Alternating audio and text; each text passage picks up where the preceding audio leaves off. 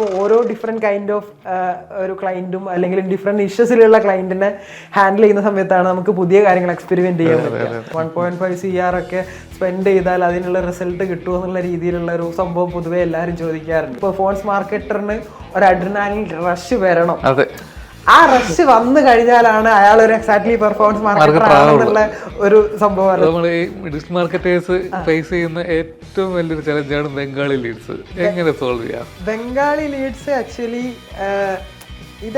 പല business owners ആണെന്നുണ്ടെങ്കിലും അതുപോലെ തന്നെ പല ഡിജിറ്റൽ മാർക്കറ്റേഴ്സും പെർഫോമൻസ് മാർക്കറ്റേഴ്സും എന്നോട് കണ്ടിന്യൂസ് ആയിട്ട് എങ്ങനെ സോൾവ് ചെയ്യാമെന്ന് ചോദിക്കുന്നത്. അതായത് വീക്കിലി വൺസ് എങ്കിലും ഇത് ചോദിക്കാത്ത ഒരു ക്വസ്റ്റ്യൻസ് ഉണ്ടാവില്ല. Welcome to unplanned stories. അക്ഷനാണുള്ളത്. വെൽക്കം അക്ഷൻ. അക്ഷൻ ഒരു പെർഫോമൻസ് മാർക്കറ്റിംഗ് കൺസൾട്ടൻ്റ് ആണ്. അപ്പോൾ ഇന്ന് അക്ഷൻ്റെ സ്റ്റോറീസ് കേൾക്കാം നമുക്ക്.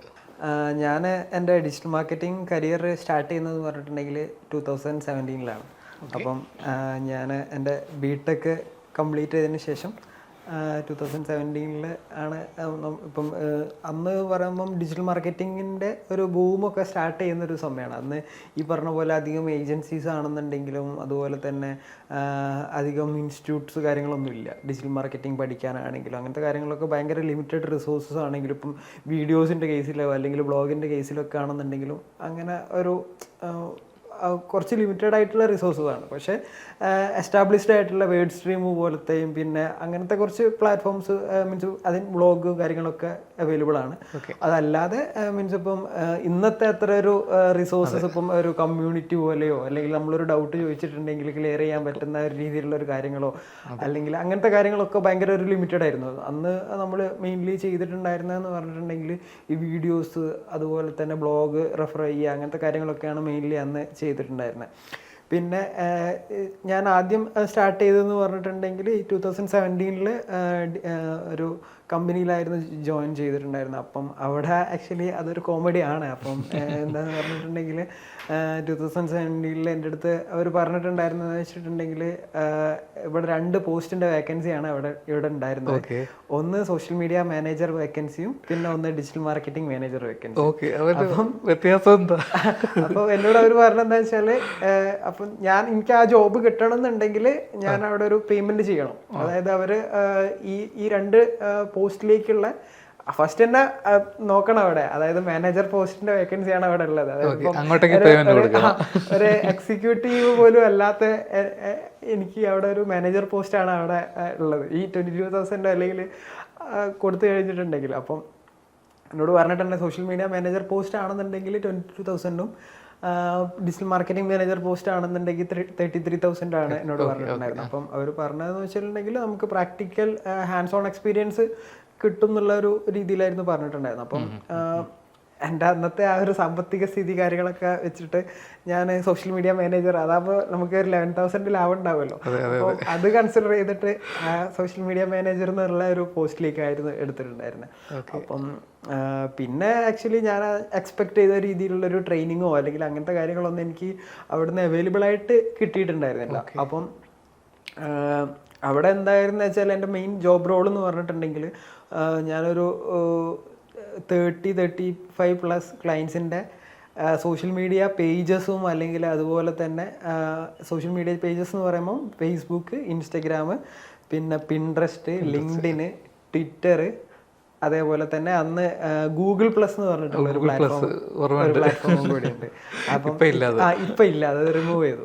അപ്പം ഇത്രയും പ്ലാറ്റ്ഫോംസിൽ ആ ഒരു പേജിൻ്റെ വെച്ചിട്ട് പേജസ് ലോഗോസും കാര്യങ്ങളൊക്കെ വെച്ചിട്ട് പേജസ് ക്രിയേറ്റ് ചെയ്യുക എന്നുള്ളൊരു ജോബ് റോളായിരുന്നു അവിടെ ഉണ്ടായിരുന്നത്. അപ്പം ഇതന്നെയായിരുന്നു ഞാൻ കണ്ടിന്യൂസ് ആയിട്ട് അവിടെ ചെയ്തുകൊണ്ടിരുന്ന സമയത്ത് എനിക്ക് തന്നെ തോന്നി. അതായത് ഇപ്പം ഇതേ കാര്യങ്ങൾ ചെയ്തുകൊണ്ടിരുന്ന അല്ലെങ്കിൽ ഞാൻ എക്സ്പെക്ട് ചെയ്തിട്ടുള്ള ഒരു കൈൻഡ് ഓഫ് സംഭവം അല്ല ഇത് എന്നുള്ള എനിക്ക് തോന്നിയ സമയത്ത് ഞാൻ എന്താ ചെയ്തതെന്ന് വെച്ചിട്ടുണ്ടെങ്കിൽ ഞാൻ സ്വന്തമായിട്ട് അവിടെ കുറച്ച് എനിക്ക് ഫ്രീ ടൈം ആണെങ്കിലും അങ്ങനത്തെ കാര്യങ്ങളൊക്കെ എനിക്ക് ഉണ്ടായിരുന്നു.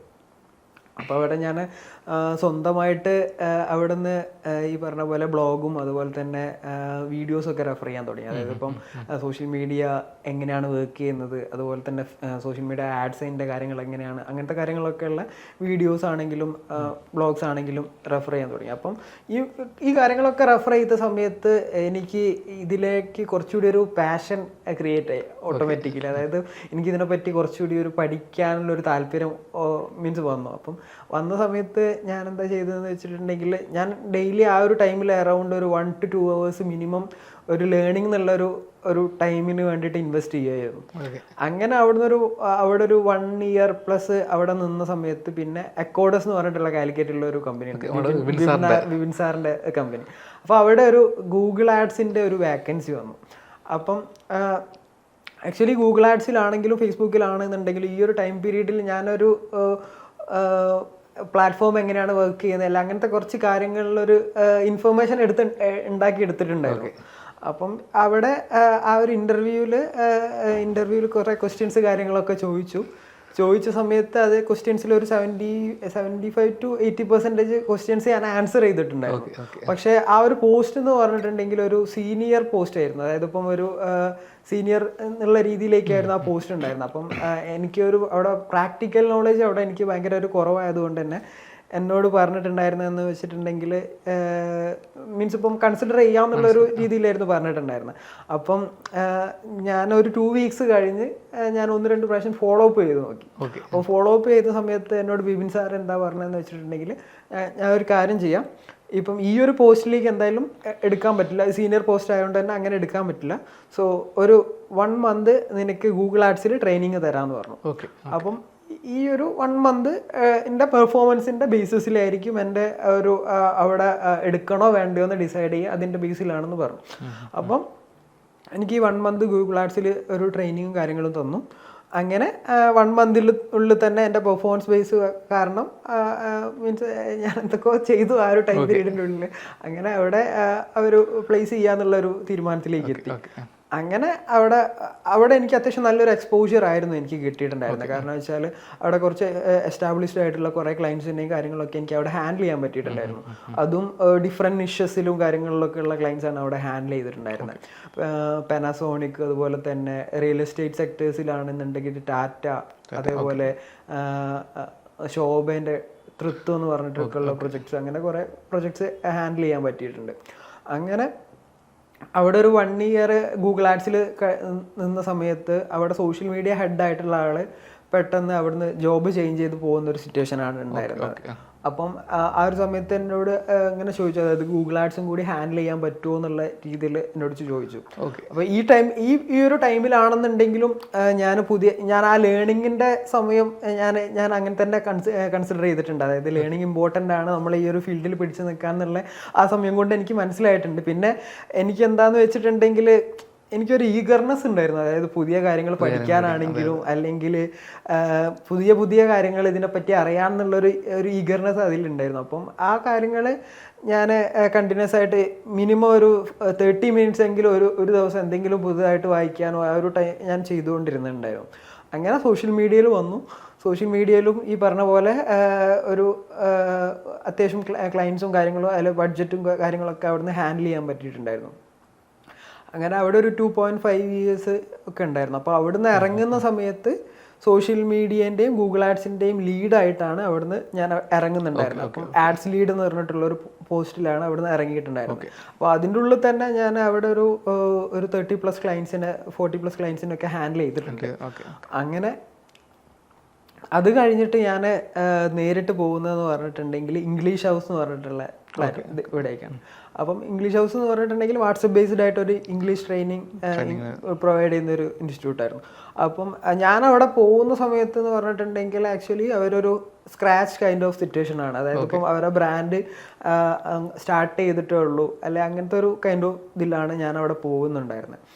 അപ്പം അന്ന് എനിക്ക് തോന്നുന്നു അവർക്ക് സോഷ്യൽ മീഡിയയിൽ ടോട്ടൽ ഒരു 15,000 ബിലോ ഓഡിയൻസ് ആണ് all over the social media അവിടെ ഉണ്ടായിരുന്നത്. അപ്പം അവിടെ അവിടെ ആക്ച്വലി ഞാൻ എൻ്റെ അണ്ടറിലൊരു 13 മെമ്പേഴ്സ് ആയിട്ടുള്ള ഒരു സെയിൽസ് ടീം ഉണ്ടായിരുന്നു. അപ്പം അവിടെ ഞാനൊരു സിംഗിൾ മാർക്കറ്റിംഗ് സ്റ്റാഫ് ആയിരുന്നു അവിടുത്തെ ഒരു ബ്രാൻഡിൻ്റെ. അപ്പം മീൻസ് ഇപ്പം ഈ 13 മെമ്പേഴ്സിനും ലീഡ്സ് കാര്യങ്ങളൊക്കെ എത്തിച്ചു കൊടുക്കുക എന്ന് പറഞ്ഞിട്ടുണ്ടെങ്കിൽ എൻ്റെ ജോലിയായിരുന്നു. പിന്നെ അതുപോലെ തന്നെ മീൻസ് സിംഗിൾ മാർക്കറ്റിംഗ് സ്റ്റാഫ് ആയതുകൊണ്ട് തന്നെ ഞാൻ തന്നെ ഈ ഇൻഫ്ലുവൻസർ മാർക്കറ്റിംഗ് റിലേറ്റഡ് ആയിട്ടുള്ള കാര്യങ്ങളും സെലിബ്രിറ്റി മാനേജ്മെൻറ്റ് റിലേറ്റഡ് ആയിട്ടുള്ള കാര്യങ്ങളും പിന്നെ ഓഫ്ലൈനായിട്ട് വേണ്ട കാര്യങ്ങൾ അങ്ങനത്തെ കുറേ കാര്യങ്ങൾ അവിടെ ഒരു ബിസിനസ്സിന് എന്തൊക്കെ വേണം ആ കാര്യങ്ങളൊക്കെ എനിക്ക് അവിടെ പഠിക്കാൻ പറ്റിയിട്ടുണ്ടായിരുന്നു. അതായത് ഇപ്പം എന്തൊക്കെ എവിടെയൊക്കെ നമുക്ക് ഇൻഫ്ലുവൻസ് ചെയ്യാൻ പറ്റും, അല്ലെങ്കിൽ ഒരു അതോറിറ്റി അല്ലെങ്കിൽ ഒരു ബ്രാൻഡ് അവയർനെസ് നമുക്ക് എങ്ങനെയൊക്കെ ചെയ്താൽ ബിൽഡ് ചെയ്തെടുക്കാൻ പറ്റും എന്നുള്ള ആ ഒരു സംഭവം അവിടെ നിന്ന് കിട്ടിയിട്ടുണ്ടായിരുന്നു. അവിടെ ഞാൻ ആക്ച്വലി മന്ത്ലി സ്പെൻഡ് ചെയ്തിട്ടുണ്ടായിരുന്ന ഒരു ബഡ്ജറ്റ് എന്ന് പറഞ്ഞിട്ടുണ്ടെങ്കിൽ അറൗണ്ട് ഒരു 20 to 25 lakhs ബഡ്ജറ്റ് ആയിരുന്നു. അപ്പം അതിൽ എല്ലാ മന്തും നമുക്ക് ഓൾമോസ്റ്റ് ഒരു 4 to 5x റിട്ടേൺസ് മിനിമം നമുക്ക് ഗെയിൻ ചെയ്യുന്ന രീതിയിലൊക്കെ ചെയ്തിട്ടുണ്ടായിരുന്നു. അവിടെ തന്നെ പല സെലിബ്രിറ്റീസും നമുക്ക് സെലിബ്രിറ്റി എൻഡോഴ്സ്മെന്റിന്റെ ഒക്കെ ഭാഗമാകാൻ എനിക്ക് കഴിഞ്ഞിട്ടുണ്ട്. പൃഥ്വിരാജ് ഒക്കെ നമ്മളെ ബ്രാൻഡ് എൻഡോസ് ചെയ്തിട്ടുള്ള ഒരാളായിരുന്നു. പിന്നെ അതുപോലെ തന്നെ ജോസഫ് അന്നക്കുട്ടി, അതുപോലെ കുറേ സെലിബ്രിറ്റീസ് ആ ഒരു ബ്രാൻഡുമായിട്ട് നമുക്ക് കൊളാബ് ചെയ്യാൻ പറ്റിയിട്ടുണ്ട്. പിന്നെ അവിടെ എനിക്ക് അവിടെ ഒരു 3 yearsൻ്റെ ഉള്ളിൽ തന്നെ അറൗണ്ട് ഒരു 20 lakhs plus audience all over the social media build ചെയ്യാനും പറ്റിയിട്ടുണ്ട്. അത് എൻ്റെ മാത്രം ഒരു ഇതുകൊണ്ടല്ല, ബട്ട് അവിടെയുള്ളൊരു ടീമും, അതായത് ഇപ്പം അവിടെയുള്ളൊരു കോണ്ടന്റ് ടീമും നമുക്ക് ആ ഒരു അങ്ങനത്തെ ഒരു രീതിയിലുള്ളൊരു ടീമായിരുന്നു. അപ്പം എന്താ വെച്ചാൽ നമ്മളവിടെ ആക്ച്വലി അന്നെന്ന് പറഞ്ഞിട്ടുണ്ടെങ്കിൽ ഇതുപോലെ തന്നെ കോണ്ടന്റ് മാർക്കറ്റിങ്ങിൽ അധികം വീഡിയോസ് ഒന്നും ചെയ്യുന്ന ബ്രാൻഡ്സ് ഒക്കെ ഭയങ്കര ലിമിറ്റഡ് ആയിട്ടുള്ള ഒരു ഇതായിരുന്നു. അപ്പം അവിടെ എന്ന് പറഞ്ഞിട്ടുണ്ടെങ്കിൽ നമ്മൾ വേറെ തന്നെ ഒരു സ്ട്രാറ്റജിയാണ് അവിടെ യൂസ് ചെയ്തിട്ടുണ്ടായിരുന്നത്. അതായത് അധികവും ഈ ഒരു കോവിഡ് ടൈം കാര്യങ്ങളും ഉണ്ടായിരുന്നു. അപ്പം ആ ഒരു ടൈമിൽ എന്ന് പറഞ്ഞാൽ ഞങ്ങളൊരു 6 പേര് 7 പേരൊക്കെയാണ് അധികം ഓഫീസിലുണ്ടാവുക. ബാക്കി ഇവർക്ക് ആക്ച്വലി ഒരു 100+ മീൻസ് സ്റ്റാഫ്സും കാര്യങ്ങളൊക്കെ ഉണ്ടെങ്കിലും ഈ പല ഓൺലൈൻ രീതിയിലുള്ള ഒരു ട്രെയിനിങ് കാര്യങ്ങളൊക്കെ ആയതുകൊണ്ട് തന്നെ അവരുടെ ട്രെയിനേഴ്സ് ആണെന്നുണ്ടെങ്കിലും കൗൺസിലേഴ്സ് ഒക്കെ ആണെന്നുണ്ടെങ്കിലും വീട്ടിലാണ് ഉണ്ടാവുക. അപ്പം ഈ 7 മെമ്പേഴ്സിനെ കൊണ്ട് നമ്മളുടെ ഡെയിലി ലൈഫിൽ ഉണ്ടാവുന്ന കാര്യങ്ങളൊക്കെ വെച്ചിട്ടാണ് നമ്മൾ ആ ഒരു കോണ്ടന്റ് ജനറേറ്റ് ചെയ്തിട്ടുണ്ടായിരുന്നത്. അപ്പം അങ്ങനെ ആ ഒരു ടൈമില് കോണ്ടന്റും കാര്യങ്ങളൊക്കെ ക്രിയേറ്റ് ചെയ്യുന്ന ബ്രാൻഡ്സ് ഭയങ്കര കുറവായിരുന്നു. അപ്പം അത് നമ്മളുടെ നോർമൽ ഓഡിയൻസിന് ഭയങ്കരമായിട്ട് റിലേറ്റ് ചെയ്യാൻ പറ്റിയിട്ടുണ്ട്.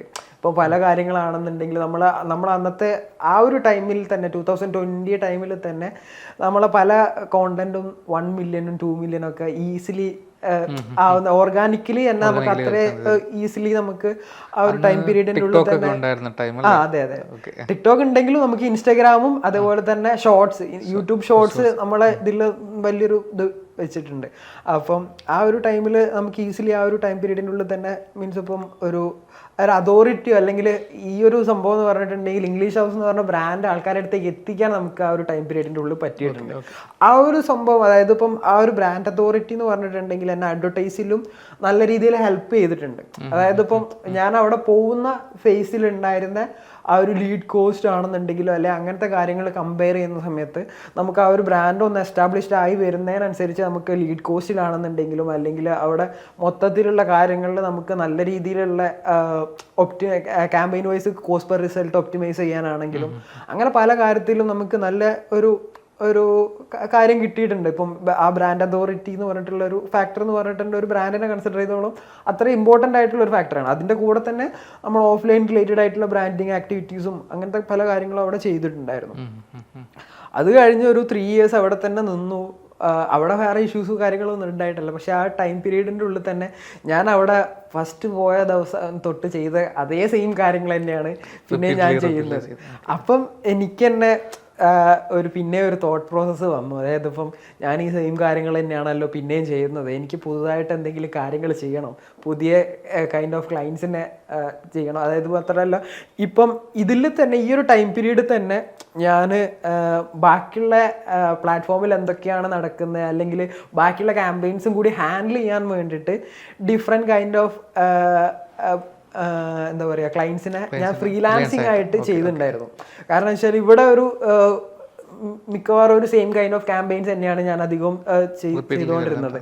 പിന്നെ ഗൂഗിൾ ആഡ്സിലും ചെയ്തിട്ടുണ്ട്. അതായത് ഇപ്പം mainly YouTube, Google search ads, അതുപോലെ തന്നെ യൂട്യൂബ് ആഡ്സ്, സെർച്ച് ആഡ്സ്, അതുപോലെ തന്നെ മെറ്റ പ്ലാറ്റ്ഫോംസ്, അങ്ങനെ അതാണ് ചെയ്തിട്ടുണ്ടായിരുന്നത്. പക്ഷേ മീൻസ് സെയിം കാര്യങ്ങൾ തന്നെ ആയതുകൊണ്ട് പുതിയ കാര്യങ്ങൾ ഇംപ്ലിമെൻറ്റ് ചെയ്യാനാണെങ്കിലും അങ്ങനെ പുതിയ സ്പെസിഫിക്, അതായത് ഇപ്പോൾ ഓരോ ഡിഫറെൻറ്റ് കൈൻഡ് ഓഫ് ഒരു ക്ലയൻറ്റും അല്ലെങ്കിൽ ഡിഫറെൻറ്റ് ഇഷ്യൂസിലുള്ള ക്ലയൻറ്റിനെ ഹാൻഡിൽ ചെയ്യുന്ന സമയത്താണ് നമുക്ക് പുതിയ കാര്യങ്ങൾ എക്സ്പെരിമെൻറ്റ് ചെയ്യാൻ പറ്റുക. അപ്പം അതും കൂടി കൺസിഡർ ചെയ്തിട്ടാണ് ഞാൻ ആ ഒരു ഇപ്പം ഈവൻ വർക്ക് ലോഡ് ആണെങ്കിൽ പോലും ആ ഒരു ഫ്രീലാൻസിങ് എന്നുള്ളൊരു രീതിയിൽ ക്ലയൻറ്റിനെ ഓൺബോർഡ് ചെയ്തിട്ട് പല കാര്യങ്ങളും ചെയ്തിട്ടുള്ളത്. അപ്പം അവിടെ ഒരു 3 years പ്ലസ് ഞാൻ അവിടെ ഉണ്ടായിരുന്നു. ഡിജിറ്റൽ മാർക്കറ്റിംഗ് മാനേജർ എന്ന് പറഞ്ഞിട്ടുള്ള ഒരു പോസ്റ്റിലായിരുന്നു പിന്നെ ഉണ്ടായിരുന്നു. അപ്പം അവിടുന്ന് പിന്നെ ഒരു 3 years കഴിഞ്ഞപ്പോൾ ഞാൻ അവിടുന്ന് റിസൈൻ ചെയ്തു. പിന്നെ ഞാൻ ഫ്രീലാൻസിങ് എന്നുള്ള രീതിയിലേക്ക് ഇറങ്ങുകയാണ് ചെയ്തിട്ടുണ്ടായിരുന്നത്. അപ്പം ഫ്രീലാൻസിങ് എന്നുള്ള രീതിയിലേക്ക് ഇറങ്ങിയതിന് ശേഷം അവിടെ ഒരു പിന്നെ മീൻസ് ക്ലയൻസിനൊക്കെ ഓൺബോർഡ് ചെയ്യാൻ തുടങ്ങി. അങ്ങനെ ഇ കൊമേഴ്സ് എന്നുള്ള കൂടുതലായിട്ട് ഇൻവോൾവ് ചെയ്യാൻ തുടങ്ങി. അങ്ങനെ മീൻസ് കുറച്ച് ക്ലയൻസിനെ ഇ കൊമേഴ്സിൽ ഹാൻഡിൽ ചെയ്ത സമയത്താണ് എനിക്ക് ദുബായ് ബേസ്ഡ് ആയിട്ടുള്ള ഒരു ഇ കൊമേഴ്സ് ക്ലയൻറ്റ് വരുന്നത്. അപ്പം അവിടെ ആക്ച്വലി അവർ ഒരു ദുബായ് ബേസ്ഡ് ആയിട്ടുള്ള ഏജൻസി എനിക്ക് ഔട്ട്സോഴ്സ് ചെയ്തിട്ടുള്ള ക്ലയൻ്റ് ആണത്. അപ്പം അവർക്ക് ആക്ച്വലി മന്ത്ലി ബഡ്ജറ്റ് ആയിട്ട് ഒരു 1.5 to 2 CR അടുത്ത് ബഡ്ജറ്റ് ഉണ്ടാവും മന്ത്ലി. അപ്പം ഈ ബഡ്ജറ്റ് നമ്മൾ മെയിൻലി സ്പെൻഡ് ചെയ്തിട്ടുണ്ടായിരുന്നതെന്ന് പറഞ്ഞിട്ടുണ്ടെങ്കിൽ ഒന്ന് മെറ്റയിലും അതുപോലെ തന്നെ ഗൂഗിളിലും ആയിരുന്നു സ്പെൻഡ് ചെയ്തിട്ടുണ്ടായിരുന്നത്. അപ്പം ഈ സ്പെൻഡിങ്ങിൻ്റെ ഒരു കോണ്ടെക്സ്റ്റ് ആണെന്നുണ്ടെങ്കിലും അല്ലെങ്കിൽ മീൻസ് ആ ഒരു സംഭവത്തെന്ന് പറഞ്ഞാൽ നമുക്ക് ഇത്രയും ബഡ്ജറ്റും കാര്യങ്ങളും ഉള്ളത് കൊണ്ട് തന്നെ നമുക്ക് പല രീതിയിലുള്ള ക്യാമ്പയിൻസ് ആണെങ്കിലും അല്ലെങ്കിൽ പല കാര്യങ്ങൾ അവിടെ ക്രിയേറ്റീവ് ടെസ്റ്റിങ്ങിലാണെങ്കിലും പല രീതിയിൽ നമുക്ക് ആ ടെസ്റ്റും കാര്യങ്ങളും ചെയ്യാനുള്ളൊരു ഓപ്ഷൻസ് നമുക്ക് അവിടെ കിട്ടിയിട്ടുണ്ടായിരുന്നു. അപ്പം അത് പല കാര്യങ്ങളും ടെസ്റ്റ് ചെയ്യാനാണെന്നുണ്ടെങ്കിലും അല്ലെങ്കിൽ മുന്നേ പഠിച്ചു വെച്ചിട്ടുള്ള പല കാര്യങ്ങളും ഇംപ്ലിമെൻറ്റ് ചെയ്യുക എന്നുള്ളൊരു ഓപ്ഷനിലേക്ക് അത് എത്തിയിട്ടുണ്ട്. പിന്നെ ഇപ്പം ഇന്ത്യയിൽ തന്നെ അധികം കാണാത്ത രീതിയിലുള്ള കസ്റ്റം ഇൻസ്റ്റന്റ് എക്സ്പീരിയൻസ് എന്ന് പറഞ്ഞിട്ടുള്ള ക്യാമ്പയിൻസ് ഒക്കെ ഉണ്ട്. അത് കളക്ഷൻ ആഡ്സ് എന്ന് പറയും. കളക്ഷൻ ആഡ്സിൽ മെയിൻലി ഒരു കൈൻഡ് ഓഫ് കളക്ഷൻ ആഡ്സ് നമ്മൾ എഡിഡാസ് പോലത്തെ മീൻസ് ബ്രാൻഡ്സ് ചെയ്യുന്നുണ്ട്. ആക്ച്വലി നമ്മളൊരു എക്സ്പീരിയൻസ് മെറ്റാ പ്ലാറ്റ്ഫോമിൻ്റെ ഉള്ളിൽ തന്നെ നമ്മളായിട്ട് ക്രിയേറ്റ് ചെയ്യാണ് ചെയ്യുന്നത്. അതായത് ഒരു വെബ്സൈറ്റ് പോലെ തന്നെ നമ്മളുടെ പ്രൊഡക്റ്റിനെ ഷോക്കേസ് ചെയ്തിട്ട് അതിൽ തന്നെ കുറേ സ്ലൈഡും അതുപോലെ തന്നെ കെറോസൽ പോസ്റ്റും അതുപോലെ കണ്ടു കഴിഞ്ഞിട്ടുണ്ടെങ്കിൽ ഡയറക്റ്റ് വെബ്സൈറ്റ് അല്ലാന്ന് നമുക്ക് പറയാൻ പറ്റില്ല. അതായത് ഇപ്പം ആഡ്സ് ചെയ്യുന്ന ഒരാൾക്ക് മാത്രമാണ് ഇത് ഇങ്ങനെയാണ് ചെയ്യാൻ പറ്റുള്ളൂ. അപ്പം അതിൻ്റെ ഒരു ഫ്ലോ ഒക്കെ നമുക്ക് ഇങ്ങനെ ഡിസൈൻ ചെയ്തിട്ടും അവർക്ക് ഇപ്പം ഒരു എക്സ്പീരിയൻസ് കൊടുക്കുന്ന രീതിയിലുള്ള ക്യാമ്പയിൻസ്. അപ്പം അങ്ങനെ പല കാര്യങ്ങളും ഇപ്പം ഗൂഗിൾ ആഡ്സിലാണെന്നുണ്ടെങ്കിലും പല രീതിയിലുള്ള ക്യാമ്പയിൻസ് ആണെങ്കിലും അതേപോലെ തന്നെ ഈ ഒരു കസ്റ്റമർ എക്സ്പീരിയൻസ് ഒക്കെ ഇംപ്ലിമെൻ്റ് ചെയ്യാനും അല്ലെങ്കിൽ അത് എക്സ്പെരിമെൻ്റ് ചെയ്തിട്ട് അതിൽ എന്തൊക്കെയാണ് വിന്നിങ് ഉള്ളത് അങ്ങനെ പല കാര്യങ്ങൾ ചെയ്യാനുള്ള ഒരു ഓപ്പർച്യൂണിറ്റി അത് ത്രൂ കിട്ടിയിട്ടുണ്ടായിരുന്നു. അപ്പം എന്താ വെച്ചിട്ടുണ്ടെങ്കിൽ അവിടെ അത്രയും ബഡ്ജറ്റ് ഉള്ളതുകൊണ്ട് അവർക്ക് അത്യാവശ്യം നല്ല രീതിയിലുള്ള റിസൾട്ടും വന്നിട്ടുണ്ട്. അതായത് ഇപ്പം 1.5 CR ഒക്കെ സ്പെൻഡ് ചെയ്താൽ അതിനുള്ള റിസൾട്ട് കിട്ടുമോ എന്നുള്ള രീതിയിലുള്ള ഒരു സംഭവം പൊതുവെ എല്ലാവരും ചോദിക്കാറുണ്ട്. അപ്പം എന്താന്ന് വെച്ചിട്ടുണ്ടെങ്കിൽ നമുക്ക് ഇതിൽ തന്നെ അതായത് ഇപ്പം ഓൺലൈനായിട്ട് തന്നെ നമുക്കൊരു മിനിമം 6 to 8x മിനിമം എല്ലാ മന്തും നമുക്ക് വരാറുണ്ട്. അതല്ലാതെ ഇവർക്ക് ദുബായ് അല്ല UAE ബേസ്ഡ് ആയിട്ട് തന്നെ ഒരു 8 ഔട്ട്ലെറ്റ്സ് ഉണ്ട്. അപ്പം 8 ഔട്ട്ലെറ്റ്സിൽ ഇവർക്ക് നമ്മൾ ബ്രാൻഡിങ് ത്രൂവും അല്ലെങ്കിൽ ഇത് ചെയ്യുന്ന ത്രൂ തന്നെ നല്ല രീതിയിലുള്ള ആ ഒരു ഇമ്പാക്റ്റ്, അതായത് നമ്മളുടെ ഓൺലൈൻ മാർക്കറ്റിംഗ് അല്ലെങ്കിൽ ഇപ്പോൾ ആഡ്സ് ചെയ്യുന്നതും അല്ലെ അവയർനെസ് ചെയ്യുന്നതിൻ്റെ ഒരു ഇമ്പാക്റ്റ് നമുക്ക് ഓഫ്ലൈൻ ഇതിൽ തന്നെ വരാറുണ്ട്. അത് നമുക്ക് ശരിക്കും മനസ്സിലാവുക എപ്പോഴാണെന്ന് വെച്ചിട്ടുണ്ടെങ്കിൽ ഇവർക്ക് അധികവും ഓരോ മന്തിൽ ഇവർക്ക് ഓരോ കൈൻഡ് ഓഫ് ഇതുണ്ടാവും. ദാറ്റ് മീൻസ് ഇപ്പം ദുബായ് ഷോപ്പിംഗ് ഫെസ്റ്റിവൽ അതുപോലെ തന്നെ സൂപ്പർ സെയിൽ എന്നൊക്കെ പറഞ്ഞിട്ടുള്ള പല കൈൻഡ് ഓഫ് ഓരോ മന്ത് അല്ലെ 1.5 months കൂടുന്ന സമയത്ത് ഓരോ കാര്യങ്ങളുണ്ടാവും. അപ്പം ചില കാര്യങ്ങളൊന്നും ഇവരെവിടെയും പബ്ലിഷ് ചെയ്തിട്ടുണ്ടാവില്ല. അപ്പം അത് നമ്മൾ കംപ്ലീറ്റ്ലി നമ്മളെ ക്യാമ്പയിൻസ് ത്രൂ അല്ലെങ്കിൽ ആ ഒരു രീതിയിലാണ് ഇവർ ഈ ഷോപ്പിലേക്ക് എത്തുന്നത്. അപ്പോൾ അല്ലെങ്കിൽ ആ ഷോപ്പിൽ എത്തുന്ന സമയത്ത് പല ആൾക്കാരെ എൻക്വയർ ചെയ്യുന്ന സമയത്ത് നിങ്ങൾ ഓൺലൈനിൽ ഇങ്ങനെ ഒരു ഓഫർ കണ്ടു എന്നുള്ള രീതിയിലുള്ള സംഭവത്തിലാണ് എൻക്വയർ ചെയ്യുന്നത്. അപ്പം അത് മാത്രമല്ല ഇവരുടെ പ്രൊഡക്ട്സ് എന്നൊക്കെ പറയുന്നത് ഇവർ കൈൻഡ് ഓഫ് ലക്ഷറി ആണ്. അപ്പം ഇവരുടെ പ്രൊഡക്ട്സ് എന്നൊക്കെ പറഞ്ഞിട്ടുണ്ടെങ്കിൽ സ്റ്റാർട്ടിംഗ് ബഡ്ജറ്റ് തന്നെ ഒരു 2 to 3 lakhs ഒക്കെയാണ് സ്റ്റാർട്ടിംഗ് ബഡ്ജറ്റ്. അപ്പം ഒരു സിംഗിൾ ആഡും തന്നെ ഒരു 27 lakhന്റെ പ്രൊഡക്റ്റ് ഒക്കെ ഞാൻ സെല് ചെയ്തിട്ടുണ്ട് ആ ഒരു ഇതിൽ മാത്രം. അതല്ലാതെ ഇപ്പം റിയൽ എസ്റ്റേറ്റ് ഇപ്പോൾ അക്കോഡസിലൊക്കെ വർക്ക് ചെയ്യുന്ന സമയത്താണെന്നുണ്ടെങ്കിൽ ഇപ്പം ശോഭേൻ്റെ കേസിലാണെങ്കിൽ അല്ലെങ്കിൽ ടാറ്റേൻ്റെ തൃത്വം എന്ന് പറഞ്ഞിട്ടുള്ള ശോഭ മറീന വേണം ടാറ്റ തൃത്വം എന്ന് പറഞ്ഞിട്ടുള്ള പ്രൊജക്റ്റ്. അത് രണ്ടും എന്ന് പറഞ്ഞിട്ടുണ്ടെങ്കിൽ അത്രയും ലക്ഷറി കൈൻഡ് ഓഫ് ഒരു പ്രൊജക്ട്സ് ആണ്. അതായത് മറൈൻ ഡ്രൈവിൽ സീ വ്യൂ വരുന്ന പ്രൊജക്ട്സ് ആണ്. അപ്പം ആ പ്രൊജക്ട്സ് ഗൂഗിൾ ആഡ്സ് ത്രൂവും അതുപോലെ തന്നെ മറ്റേ ആഡ്സ് ത്രൂ ഒക്കെ എനിക്ക് സെല്ല് ചെയ്യാൻ പറ്റിയിട്ടുണ്ട്. അതായത് എന്താ പറയുക 1.5 അല്ലെങ്കിൽ 2 crore ഒക്കെ ബഡ്ജറ്റ് വരുന്ന സംഭവങ്ങൾ നമ്മൾ മെറ്റ ആഡ്സും അല്ലെങ്കിൽ ഗൂഗിൾ ആഡ്സ് ത്രൂ ഒക്കെ സെല്ല് ചെയ്യുന്ന സമയത്ത് ശരിക്കും ഞാൻ പറയുന്നതെന്ന് പറഞ്ഞിട്ടുണ്ടെങ്കിൽ ഏതൊരു പെർഫോമൻസ് മാർക്കറ്റർ ആണെങ്കിലും അല്ലെങ്കിൽ അവർക്ക് വേണ്ട ഒരു പാഷനാണ് ഞാൻ പറയുന്നത്. അതായത് നമുക്ക് ഈ സാധനം സെല്ല് ചെയ്യുന്ന സമയത്ത് ശരിക്കും ഈ പെർഫോമൻസ് മാർക്കറ്ററിന് ഒരു അഡ്രിനാലിൻ റഷ് വരണം. ആ റഷ് വന്നു കഴിഞ്ഞാലാണ് അയാൾ ഒരു എക്സാക്ട്ലി പെർഫോമൻസ് മാർക്കറ്റർ ആണെന്നുള്ള ഒരു സംഭവമാണ്. ഇ കോമേഴ്സിന്റെ ഒരു കോണ്ടെക്സ്റ്റ് ആണെന്നുണ്ടെങ്കിൽ ഫോർ എക്സാമ്പിൾ ഒരു ഷോപ്പിഫൈയിലാണെന്നുണ്ടെങ്കിൽ നമുക്ക് ഈ കണ്ടിന്യൂസ് ആയിട്ട് ഓർഡർ വരുന്ന സമയത്ത് ഒരു നോട്ടിഫിക്കേഷൻ വരാനുണ്ട്. ആ നോട്ടിഫിക്കേഷൻ വരുന്ന സമയത്ത് നമുക്ക് ഇങ്ങനെ ഒരു റഷ് വരാനുണ്ട്. അപ്പം അത് എൻജോയ് ചെയ്യുന്ന ഒരാൾക്കാരാണ് ഒരു ബെറ്റർ ആയിട്ടുള്ള ഒരു പെർഫോമൻസ് മാർക്കറ്റർ ആകുന്നതാണ് ഞാൻ എൻ്റെ ഒരു പെർസ്പെക്റ്റീവിൽ പറയുന്നത്. അപ്പം ഇത്രയും കാര്യങ്ങൾ ഇപ്പം പിന്നെ അതുപോലെ തന്നെ അതിൻ്റെ ഇടയിൽ തന്നെ ഇംഗ്ലീഷ് ഹൗസിൽ വർക്ക് ചെയ്യുന്നതിൻ്റെ മുന്നേ അക്കോഡസിൽ തന്നെ ഞാൻ കുറേ സ്റ്റുഡൻസിനെ ട്രെയിൻ ചെയ്തിട്ടുണ്ടായിരുന്നു. അപ്പം അവർ എനിക്കറിയാത്ത പല കാര്യങ്ങൾ ചോദിക്കുന്ന സമയത്താണെങ്കിലും അത് നോക്കിയിട്ട് അവർക്ക് പറഞ്ഞു കൊടുക്കാനാണെങ്കിലും അതൊക്കെ എനിക്കൊരു കൈൻഡ് ഓഫ് ഒരു നല്ലൊരു എന്താ പറയുക ഒരു എക്സ്പീരിയൻസ് തരുന്ന ഒരു സംഭവമാണ്. അല്ലെങ്കിൽ ഇപ്പം എനിക്കറിയാത്ത ഒരു പോയിന്റ് ആണെന്നുണ്ടെങ്കിൽ അല്ലെങ്കിൽ ഒരു ടോപ്പിക് ആണെന്നുണ്ടെങ്കിൽ ഞാൻ യൂഷ്വലി എപ്പോഴും ചെയ്യാറുള്ളതെന്ന് പറഞ്ഞിട്ടുണ്ടെങ്കിൽ അതിൻ്റെ ഒരു 2 or 3 ഒരു ബ്ലോഗോ അല്ലെങ്കിൽ വീഡിയോസോ ഞാൻ റെഫർ ചെയ്യും. അതായത് ഒരു സ്പെസിഫിക് ആയിട്ടുള്ള ഒരു ടോപ്പിക്ക്, ആ ടോപ്പിക്കിൻ്റെ ഒരു 3 ബ്ലോഗും അല്ലെങ്കിൽ അവൈലബിൾ ആയിട്ടുള്ള മെറ്റീരിയൽസ് എന്തൊക്കെയാണെന്ന് വെച്ചാൽ അത്രയും കാര്യങ്ങൾ ഞാൻ റെഫർ ചെയ്യും. അങ്ങനെ റെഫർ ചെയ്യുന്ന സമയത്ത് എന്താണെന്ന് വെച്ചാൽ ആ ഒരു സ്പെസിഫിക് ടോപ്പിക്കിൽ തന്നെ ഡിഫറെൻറ്റ് പെർസ്പെക്റ്റീവിലുള്ള ആൻസേഴ്സ് നമുക്ക് കിട്ടും. അപ്പോൾ ആ ടോപ്പിക്കിൽ ഒന്നുകൂടി നമുക്ക് ഇൻഡെപ്ത് ആയിട്ടുള്ള ഒരു നോളജ് വരാൻ അത് ഭയങ്കരമായിട്ട് ഹെൽപ്പ് ചെയ്യുന്ന ഒരു സംഭവമാണ്.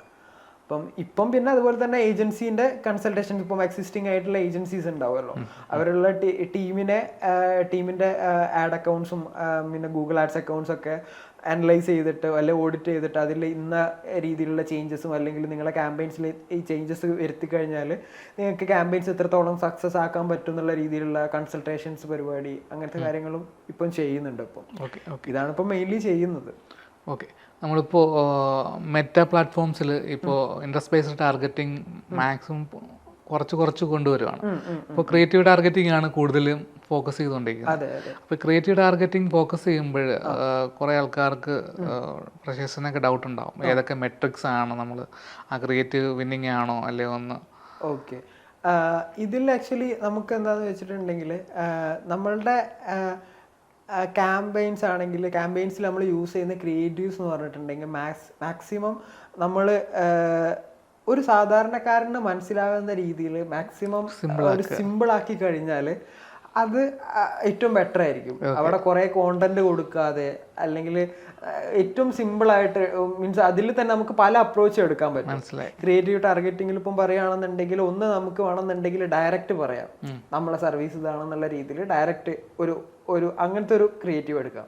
അല്ലെങ്കിൽ അവർ ഫേസ് ചെയ്യുന്ന എന്തെങ്കിലും ഒരു പെയിൻ പോയിന്റ് റിലേറ്റ് ചെയ്യിക്കുന്ന രീതിയിൽ, അതായത് ഇപ്പം ഫോർ എക്സാമ്പിൾ ഇന്ന സംഭവം നിങ്ങൾ ഫേസ് ചെയ്യുന്നുണ്ടോ അല്ലെങ്കിൽ ആ ഒരു രീതിയിലുള്ള ഒരു സംഭവം, അല്ലെങ്കിൽ വേറെ നമ്മളെ കോമ്പറ്റീറ്റേഴ്സ് കൊടുക്കാത്ത എന്ത്, അല്ലെങ്കിൽ നമ്മളെ കോമ്പറ്റീറ്റേഴ്സ് നമ്മളും തമ്മിലുള്ള ഒരു ഡിഫറൻസ് എന്താണെന്നുള്ള ഷോ ചെയ്യിക്കുന്ന രീതിയിലുള്ള റീൽസ്, അല്ലെങ്കിൽ ഈ വേറൊരു ബ്രാൻഡ് ആണെന്നുണ്ടെങ്കിൽ ആ ബ്രാൻഡ് യൂസ് ചെയ്യുന്നതിലുള്ള ഡിമെറിറ്റ്സ് നമ്മൾ റിവേർട്ട് ചെയ്യുന്ന ഒരു പോസിറ്റീവ്, അങ്ങനെ രീതിയിൽ നമുക്ക് എത്രത്തോളം ഡിഫറെൻറ്റ് ടൈപ്പിൽ നമുക്ക് ക്രിയേറ്റീവ് ടെസ്റ്റ് ചെയ്യാൻ പറ്റുമോ അവിടെ നമ്മളെ ഇപ്പൊ അതേപോലെ തന്നെ ടെസ്റ്റിമോണിയൽസ് ഭയങ്കരമായിട്ട്, അതായത് ഇപ്പം ഇൻഫ്ലുവൻസ് ചെയ്യുന്ന ഒരു സംഭവമാണ്. അതായത് ഇപ്പം നമ്മളെ കയ്യിൽ ഒരു സംഭവം ഉണ്ട്, അതായത് ഒരു പ്രൊഡക്റ്റ് ഉണ്ടെന്ന് നമ്മൾ പറയുന്നതും അത് യൂസ് ചെയ്തിട്ട് ഒരു കസ്റ്റമർ അതിനെ പറ്റി പറയുന്നതും തമ്മിൽ നല്ലൊരു ഡിഫറൻസ് ഉണ്ട്. അതായത് അത് ഒരാളെ ഇൻഫ്ലുവൻസ് ചെയ്യിക്കാൻ പറ്റുന്ന ഒരു സംഭവമാണ്. അപ്പം അത് ആ ഒരു രീതിയിലുള്ള പല ഫാക്ടേഴ്സും അതേപോലെ ഇപ്പം പല ആൾക്കാർക്കും അറിയില്ല, എന്നാലും പല ബ്രാൻഡ്സും ഫോളോ ചെയ്യുന്ന ഒരു സംഭവമാണ് ക്രിയേറ്റീവ്സിൽ ഫോൺ നമ്പർ കൊടുക്കാതിരിക്കുന്ന ഒരു ഓപ്ഷൻ. ഈ ഫോൺ നമ്പർ വെക്കുമ്പോഴ് വെക്കാതിരിക്കുന്നതിന്റെ ഒരു റീസൺ എന്താന്ന് വെച്ചിട്ടുണ്ടെങ്കിൽ ഫോൺ നമ്പർ വെക്കുന്ന ക്രിയേറ്റീവ്സിൽ ട്രാക്ഷൻസ് കുറവായിട്ട് ഫീൽ ചെയ്യുന്നുണ്ട്. CPL കൂടുതലായിരിക്കും. അപ്പം ഫോൺ നമ്പർ വെക്കുന്ന സമയത്ത് തന്നെയാണ് നമ്മളെ കാര്യം തന്നെ നമ്മൾ കൺസിഡർ ചെയ്യുക. അതായത് ഇപ്പം നമ്മളിപ്പം എന്തെങ്കിലും സ്ക്രോൾ ചെയ്യുന്നതിനിടയിൽ നമ്മളൊരു ക്രിയേറ്റീവ് കണ്ട സമയത്ത് അതിൽ ഒരു ഫോൺ നമ്പർ ഉള്ള ഒരു ക്രിയേറ്റീവ് ആണെന്നുണ്ടെങ്കിൽ നമ്മൾ ഒബ്വിയസ്ലി ചിലപ്പോൾ അത് സ്ക്രീൻഷോട്ട് എടുത്തിട്ട് ഫോണിൽ അവിടെ വെക്കും. പിന്നെ പക്ഷെ കോണ്ടാക്ട് ചെയ്യില്ല, നമ്മൾ അവിടെ വെക്കും. അതേ സ്ഥാനത്ത് അവിടെ ഫോൺ നമ്പറോ അല്ലെങ്കിൽ പിന്നെ നമ്മൾ ഈ ആഡ് കാണാൻ വകുപ്പില്ല എന്നുള്ളൊരു കോണ്ടാക്ട് ആണെന്നുണ്ടെങ്കിൽ നമ്മൾ സ്പോട്ടിൽ അവിടെ കോണ്ടാക്ട് ചെയ്യും. അപ്പം അതാണ് അതുപോലെ പല ഫാക്ടേഴ്സ് ഉണ്ട്. അപ്പം ഈ ഫാക്ടേഴ്സ് ഒക്കെ മീൻസ് ഡിഫറെന്റ് കാര്യങ്ങൾ ടെസ്റ്റ് ചെയ്തിട്ട് ഇപ്പൊ അതിലിപ്പോ വിന്നിങ് ഇപ്പോൾ ഒരു അറ്റ്ലീസ്റ്റ് എപ്പോഴും ഒരു 3 to 5 ക്രിയേറ്റീവ് എങ്കിലും ടെസ്റ്റ് ചെയ്യാം.